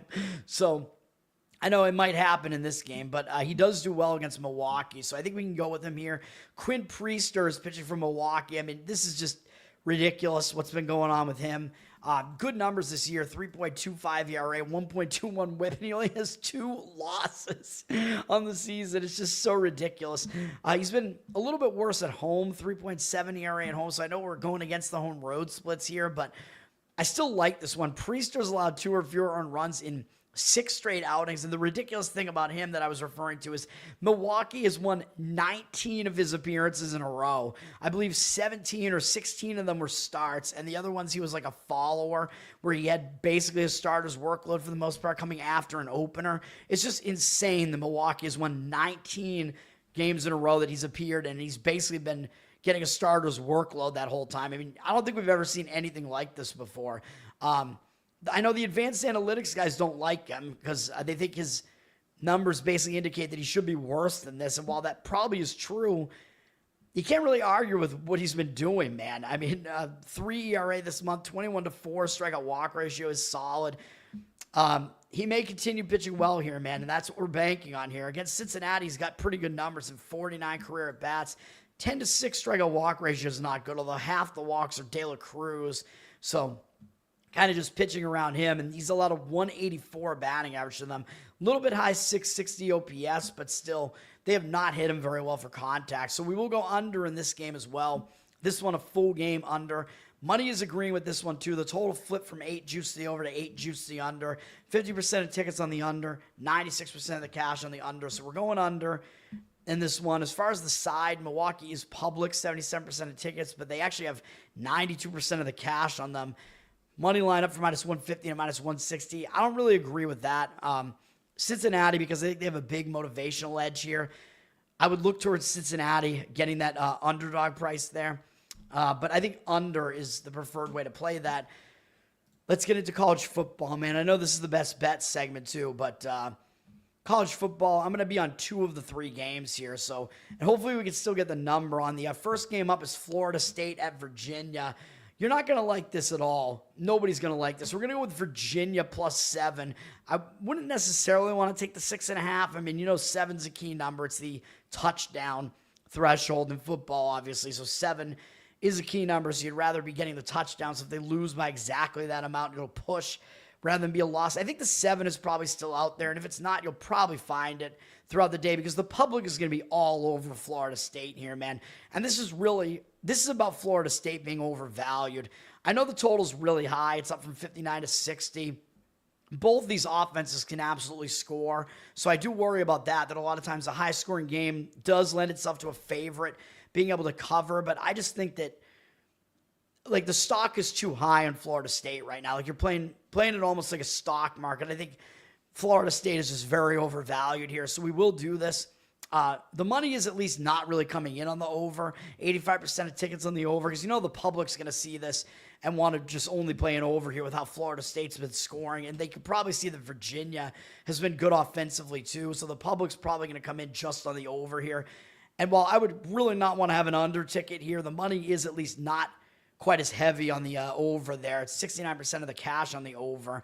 Although I would not be surprised at all if this game went over, obviously. I mean, it's, I would not want to be sitting on an under ticket really in this one, but we are going to go with the underdog. I mean, Florida State's up to 8th in the country, and like, what have they done to deserve this, man? Florida State, they're coming off a horrendous season, and yeah, of course they are better this year, but how much better are they really? I don't know, because if you look at the power ratings, guys, like really respected power ratings, Florida State is like barely in the top 25 right now. They're like somewhere between 20 and 25, but they're being ranked 8th in the country. So they're definitely overrated right now, man. What have they done? It's all because they beat Alabama. But yeah, I mean, that's a big win. They beat Alabama. They were a double-digit underdog. It's impressive. But think about it, man. Alabama, they were going with a true freshman quarterback, Simpson, who I think is going to be good, and he's starting to get pretty good. But that was a tough spot for him, man. In his first game starting for like this program, Alabama, the pressure is on you in that spot, and you're expected to win. You have to go on the road into a hostile environment. That's not easy at all. So that's kind of part of the reason why I think Alabama just didn't do as well there. And then since then, Florida State beat up on East Texas A&M, an FCS team. I know they put up 77 points against them, but still, what can we really tell from that? I don't know. And then they beat Kent State 66-10. Kent State is awful. They're an FBS team, but they're one of the absolute worst teams in all of FBS. So we don't really know who Florida State is yet, man. And this is going to be their first road test. I know it's a conference game. I know it's their first conference game, and Virginia's already played a conference game, but Virginia's going to get up for this. This game's on ESPN. Yeah, I mean, both teams should get up for it because it's a primetime game, but I think it means more to Virginia, man, because how often does Virginia get to host a primetime ESPN game against a big name team like Florida State? Like, Virginia's going to be super motivated for this, whereas Florida State, they've just kind of been rolling along, haven't exactly been tested for a while, at least since the Alabama game. And they have a big game up next, man, against Miami, who's ranked number 2 in the country, which I think Miami's overrated too. I think they may be a top 10 team, but I don't think they're number 2. But still, that's a huge game. And it's a big Florida rivalry as well, Florida State against Miami. So Florida State might be starting to look ahead a little bit here, man, to Miami. So I really don't like this. I just think Florida State hasn't done enough yet to really be ranked this highly, man. Like, they would still be an underdog against Alabama, and Alabama is ranked 17th or something right now. Like, the rankings makers are they're just going totally on recency bias. They don't know what the fuck they're doing. It looks way too easy to take Florida State here, man. 74% of tickets, only 70% of the cash on them. The books are almost begging you to lay the price with Florida State here. I don't want to do it. I know their quarterback is at least experienced. They have Castellanos there, but I still think he's a head case. He basically turned his back on BC and just left, and he was just being a total asshole. So I do have some bias. I don't want to see him do well here, but I still don't think Florida State could be this much improved over last year. The last year, I think they underperformed. Last year, I think once they knew they were out of it, they just kind of stopped trying. And they had some injuries and whatever. Last year, they had all those guys bail on the bowl. I think the year before that, where they lost some of their best players coming into last year. So it wasn't a great situation for Florida State last year. Where I went against them in their first game last year, the Dublin game. Georgia Tech got us an outright win there on that one. But Florida State, I mean, it's just kind of ridiculous. Like, Florida State, after this game, they'll have scored more points this season than they did all of last season. That's absolutely insane. But again, I think that makes them an overvalued commodity here. Like, yeah, they're better this year, but they're not this much better, in my opinion. So, yeah, they're overrated right now. We're going to go with Virginia. I think Virginia is actually under the radar right now, man. Virginia, I mean, they've played a couple of FBS teams. They've played 3 FBS teams. Their only loss was one where maybe they shouldn't have even lost at NC State. That was their only loss. It was their only road game. They lost at NC State in a close ACC battle.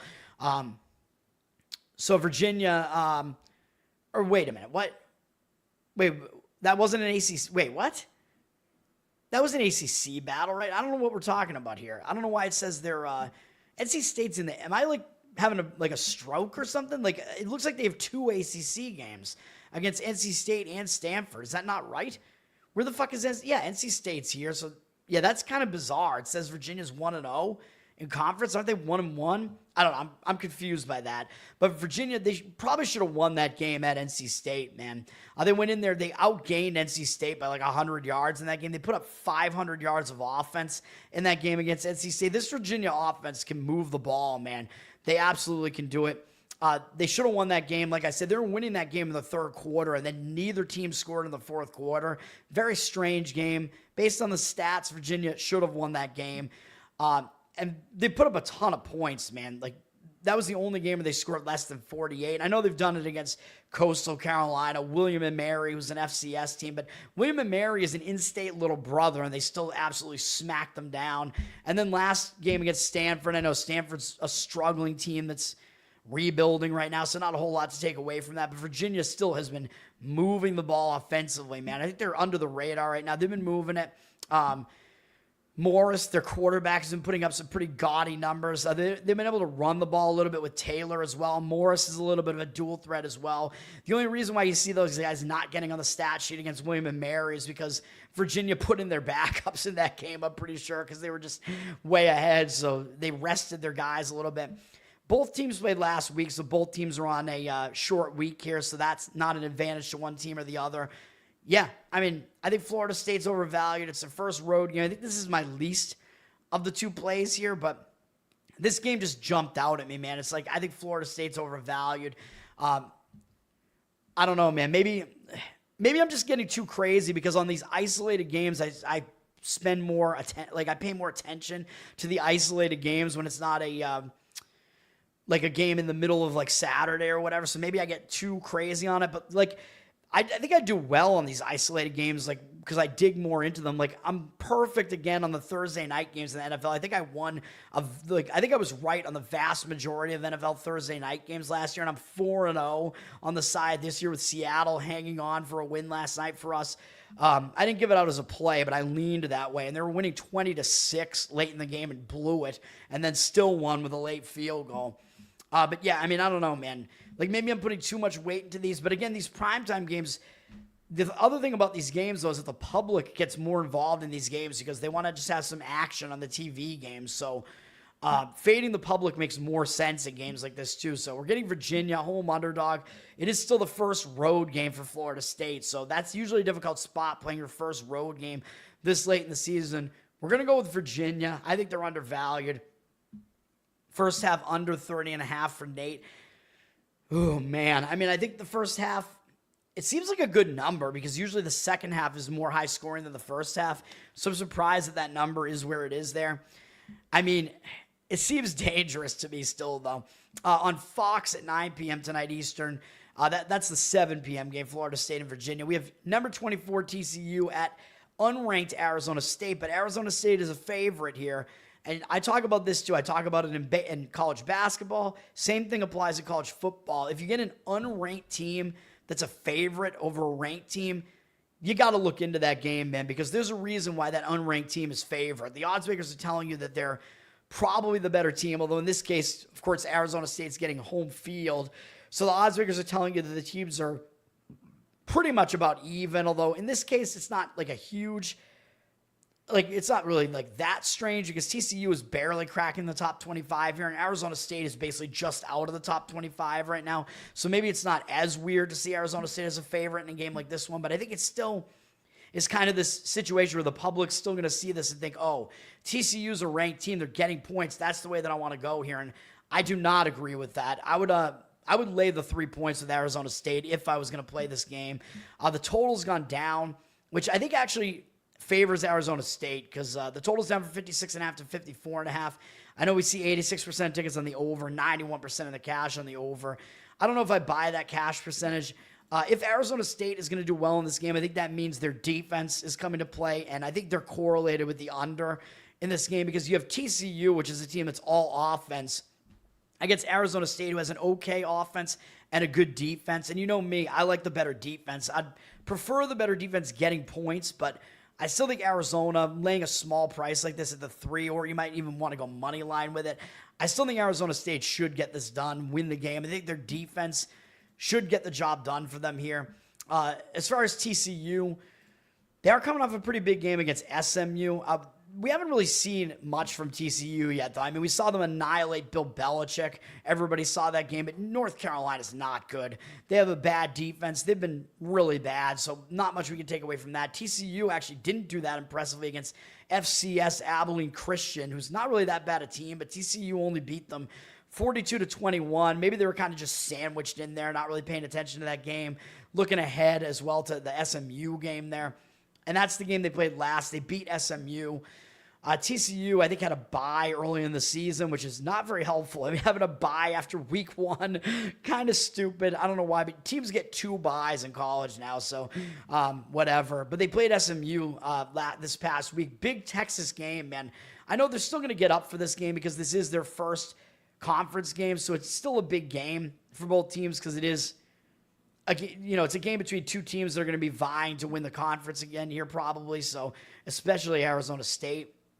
So it is a big game, but TCU is coming off that big Texas game as well against SMU. Arizona State is coming off a big game as well. They had a nice road win at Baylor, so this is not their first conference game. They just played a conference game, and they're traveling back home and playing a second straight conference game. So both teams are kind of playing 2 step-up games in a row here. So I think that kind of negates itself, though, as far as how big a game this is for either team. Arizona State has played a more difficult schedule, though. They already did have to play an SEC team, Mississippi State, on the road. It was a tough game, and they lost that game. And they played Baylor already. So Arizona State actually has played 2 teams that are better than every team at TCU has played. So Arizona State has played a more difficult schedule. Baylor and Mississippi State are both better than any opponent that TCU has faced so far. I know people remember SMU being in the playoffs last year, but I just don't think they're that good. TCU, yeah, they could score, but their defense is very questionable. I think Arizona State should be able to get some points in this one against that defense, and I think their defense should be able to hold TCU in check. Arizona State's more battle-tested. That would be my lean in that one, Arizona State.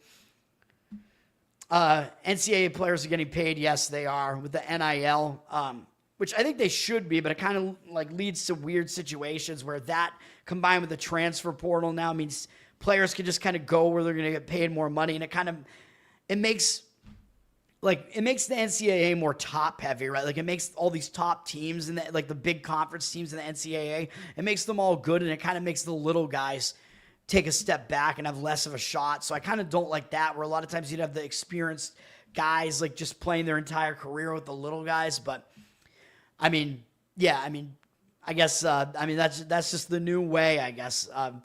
Some things I think are good about it. Like I do think the players deserve to be paid, but the fact that it's kind of top loading the NCAA, I think, is not really as good a thing. And let's finish this off. I'm going to have a play on this one too. Oregon State plus 13.5. If you want to wait on this to try to get 14, you could definitely do that too. I don't know if it's going to get there, but the 2 touchdowns would be nice here. I like this against Houston, man. The more I dug into this one, I'm like, yeah, this is probably my favorite of these plays. And the public is taking Houston. 80% of tickets, only 70% of the cash on Houston. Houston's up from 11.5 to 13.5. But the other thing you got to notice here is that this is a really low total. It's set from 48.5 to 48 because Oregon State, not really good offensively, and Houston is good defensively. But when you're getting a really low total like this, getting a double-digit underdog, every point means more when the total is this low, man. So you're getting a lot of value playing an underdog, especially at home in a game like this where the total is that low. Like, what do you expect Oregon State to score in the single digits here? Like, that's pretty much the way Houston's going to be able to cover that number and for the number to still go under. I mean, almost that's what you're basically saying is going to happen here. So, yeah, I mean, I think it's a lot of value getting that many points with a game that's supposed to be that low scoring. 71% of tickets, 89% of the cash coming in on the over, but the total did drop a little bit, so I don't know if I buy that. Public might not even pay attention to this game as far as wanting to play an over because Houston's offense has really not been impressive, which is another reason why I think I want to kind of just go against them here. Houston really hasn't played anybody. They beat FCS Stephen F. Austin, which was an in-state little brother, but beat them 27-0, but whatever. Then they played Rice, which I know Rice is an in-city little brother, but Rice just isn't that good. Rice is trying to switch over to like a triple option. I mean, Rice can't score right now. They're bad. Houston was able to beat them. I know Rice did beat Charlotte the other night, I think in one of the primetime games, but still, these are not impressive wins for Houston. And then the best team they faced was Colorado. And they beat them. Colorado, we know they're not what they were last year. They don't have Sanders. They don't have Hunter anymore. They do have Dion as their coach still, but I'm not impressed by any of these games that Houston has played so far, man. And this is going to be the first game that they're leaving the city of Houston. So think about that. They have one road game at Rice, but that was in Houston because Rice is in Houston. So Houston has not left the city of Houston so far, and now they have to go play in an unfamiliar venue where they don't usually play at Oregon State, and they have to go and play on the Pacific Coast up against Oregon State in a late night game that might fuck with a team from the Central Time Zone. It might fuck with their biological clock because this game is basically going to end around like, I don't know, what is it going to end at? Like 11 p.m. their time, midnight their time, whatever the fuck it is. So, yeah, I mean, something like that. So it's not an easy spot for them. And who do they have next week, by the way? Houston has to play Texas Tech, who are doing really well so far. They're undefeated. That's a huge Big 12 game, and it's a big Texas versus Texas game as well. That is a huge game. So I don't think this is a good spot at all. I think it's a look-ahead spot for Houston there, too. Nobody's going to want Oregon State here at all, man, because Oregon State's 0-4 and Houston's 3-0. But Houston's played nobody, like I said, except Colorado's the best team they played, whatever. But Oregon State's played all FBS teams. They haven't faced any FCS teams. I know they faced Cal and Fresno. Those teams aren't that great. And they lost to them. I know that's not a good sign, losing to both those teams at home. But the last 2 games, they got battle tested. They played Texas Tech and Oregon, which I know that's a big rivalry, but they just couldn't compete with Oregon. They got completely outmanned. They lost 41-7. So I don't think this is any sort of spot where Oregon State's going to be in like a hangover spot or anything like that. I mean, that was just bad. So Oregon State has played the way more difficult schedule than Houston has, though. And Houston's a defensive team. They're not that equipped to cover a large spread like this. Bad environment for Houston. Really weird spot. Bad spot. Look-ahead spot. And the spot's even worse for Houston, which I'm going to talk about in a second. I should have talked about it already. But Oregon State Yeah, I mean, they've played through. They've been playing every week so far. This is a home game for them. They're back at home. It's going to be their biggest home game so far. They get to face another Big 12 team. Like, this is basically their only other shot against a big conference team besides facing Wake a little bit later in the season. But because they're one of these orphan teams in the Pac-2 now, they really don't face a difficult schedule after this. So this is one of their big step-up games, man. And this one is on ESPN. Like, that game against Wake is on a Saturday afternoon in the middle of the day. So this, I think it might be a bigger game for them here against an undefeated Big 12 team on ESPN Friday night, isolated primetime. This is their chance to show up for a game. They don't get games like this very often. So I think this is a big motivated spot for Oregon State. I'm not sure that it really is for Houston. And for Houston, yeah, I mean, it's a road out of conference game too, so it means a little bit less to them too, because everything, even if Houston loses this game, everything is still in front of them as far as trying to win the Big 12, if that's what their goal is here, because they're 1-0 in the Big 12 so far. But the other thing about this is Houston is coming out of a bye, and you might say, well, that's a good thing because they rested, but I actually don't think so. When you're a team that's 3-0, I talk about this. If you have a bye at an inopportune time like that, it's like everything's going well for you. So what do you use the bye for? Yeah, you might prepare something for Oregon State, but everything's working for you. You have nothing to fix. So going into a bye on a good note like that, I think it's a momentum stopper. Like, teams that went into a bye on a bad note, you want to look for them coming out of the bye to do better because they have a bunch of shit to fix during the bye. But when everything's working, you're going to kind of relax on that bye and think, hey, look at how good we are, man. We don't have anything to fix. We're doing well, whatever. And they might spend some time prepping for Texas Tech too, man. Like, they might not be focused as much on this game. So we're going to go with Oregon State in this one, man, plus the points. Maybe I shouldn't go with Virginia, though. Maybe I'm pushing it, but that is going to be it, man, for today. Those are the best bets. That pisses you off as far as the NIL. You get a college scholarship, play sports, that you get paid on top of that, yeah.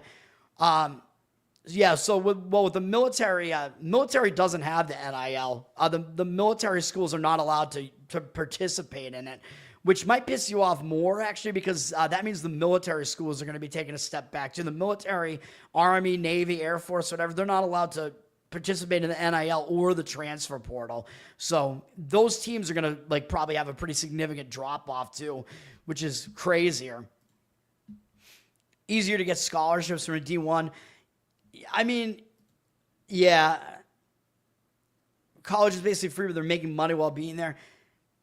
Yeah, but college, the academic portion of college, it's kind of BS. Like, college, these colleges are kind of indoctrination centers. So, if guys want to go and the only thing they're doing is playing football, I'm fine with that. Although I know a lot of these guys are not good dudes. I know that. So there is that as well. But you went to VMI. Yeah.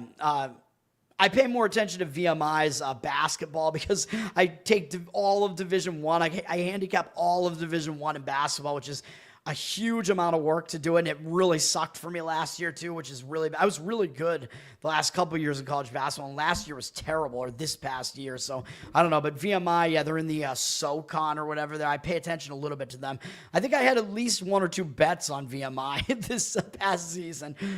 But, I still, in my opinion, I do think players are probably deserving of getting paid for, that work that they're doing there, so I don't really have a problem with that.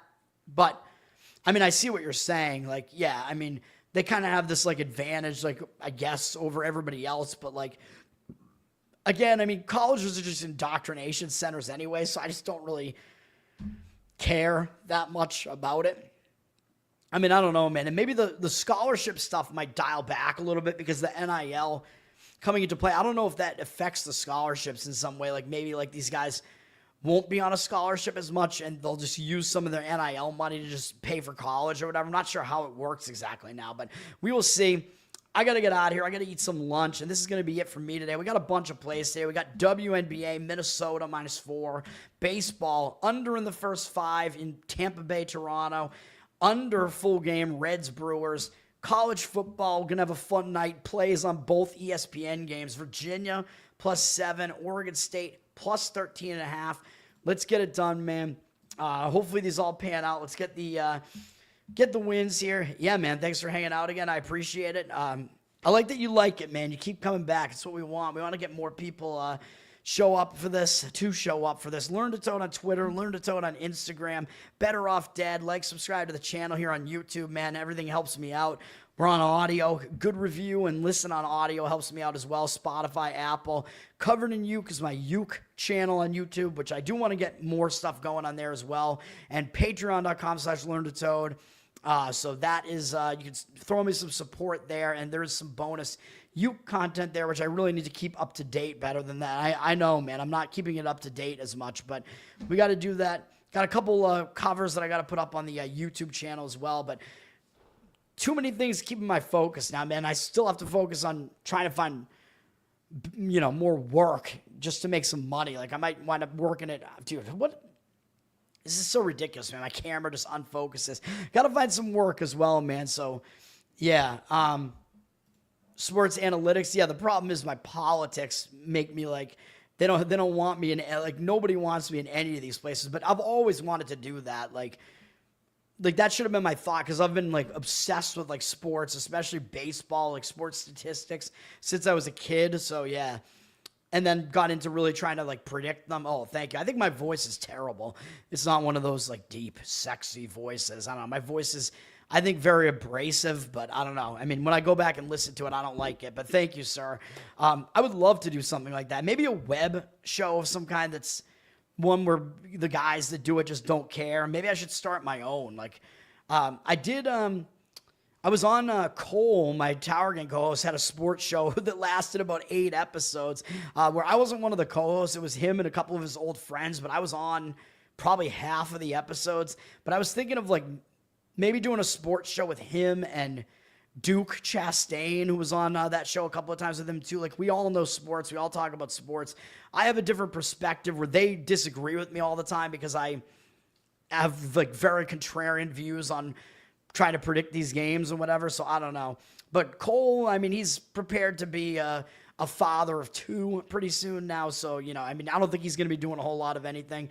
Congratulations to him, by the way. I got to catch up with them, by the way, because I think the due date, I think, is coming up really soon. So I got to check in with them, see what's going on. But that's going to do it, man. Thanks for hanging out this morning, and peace.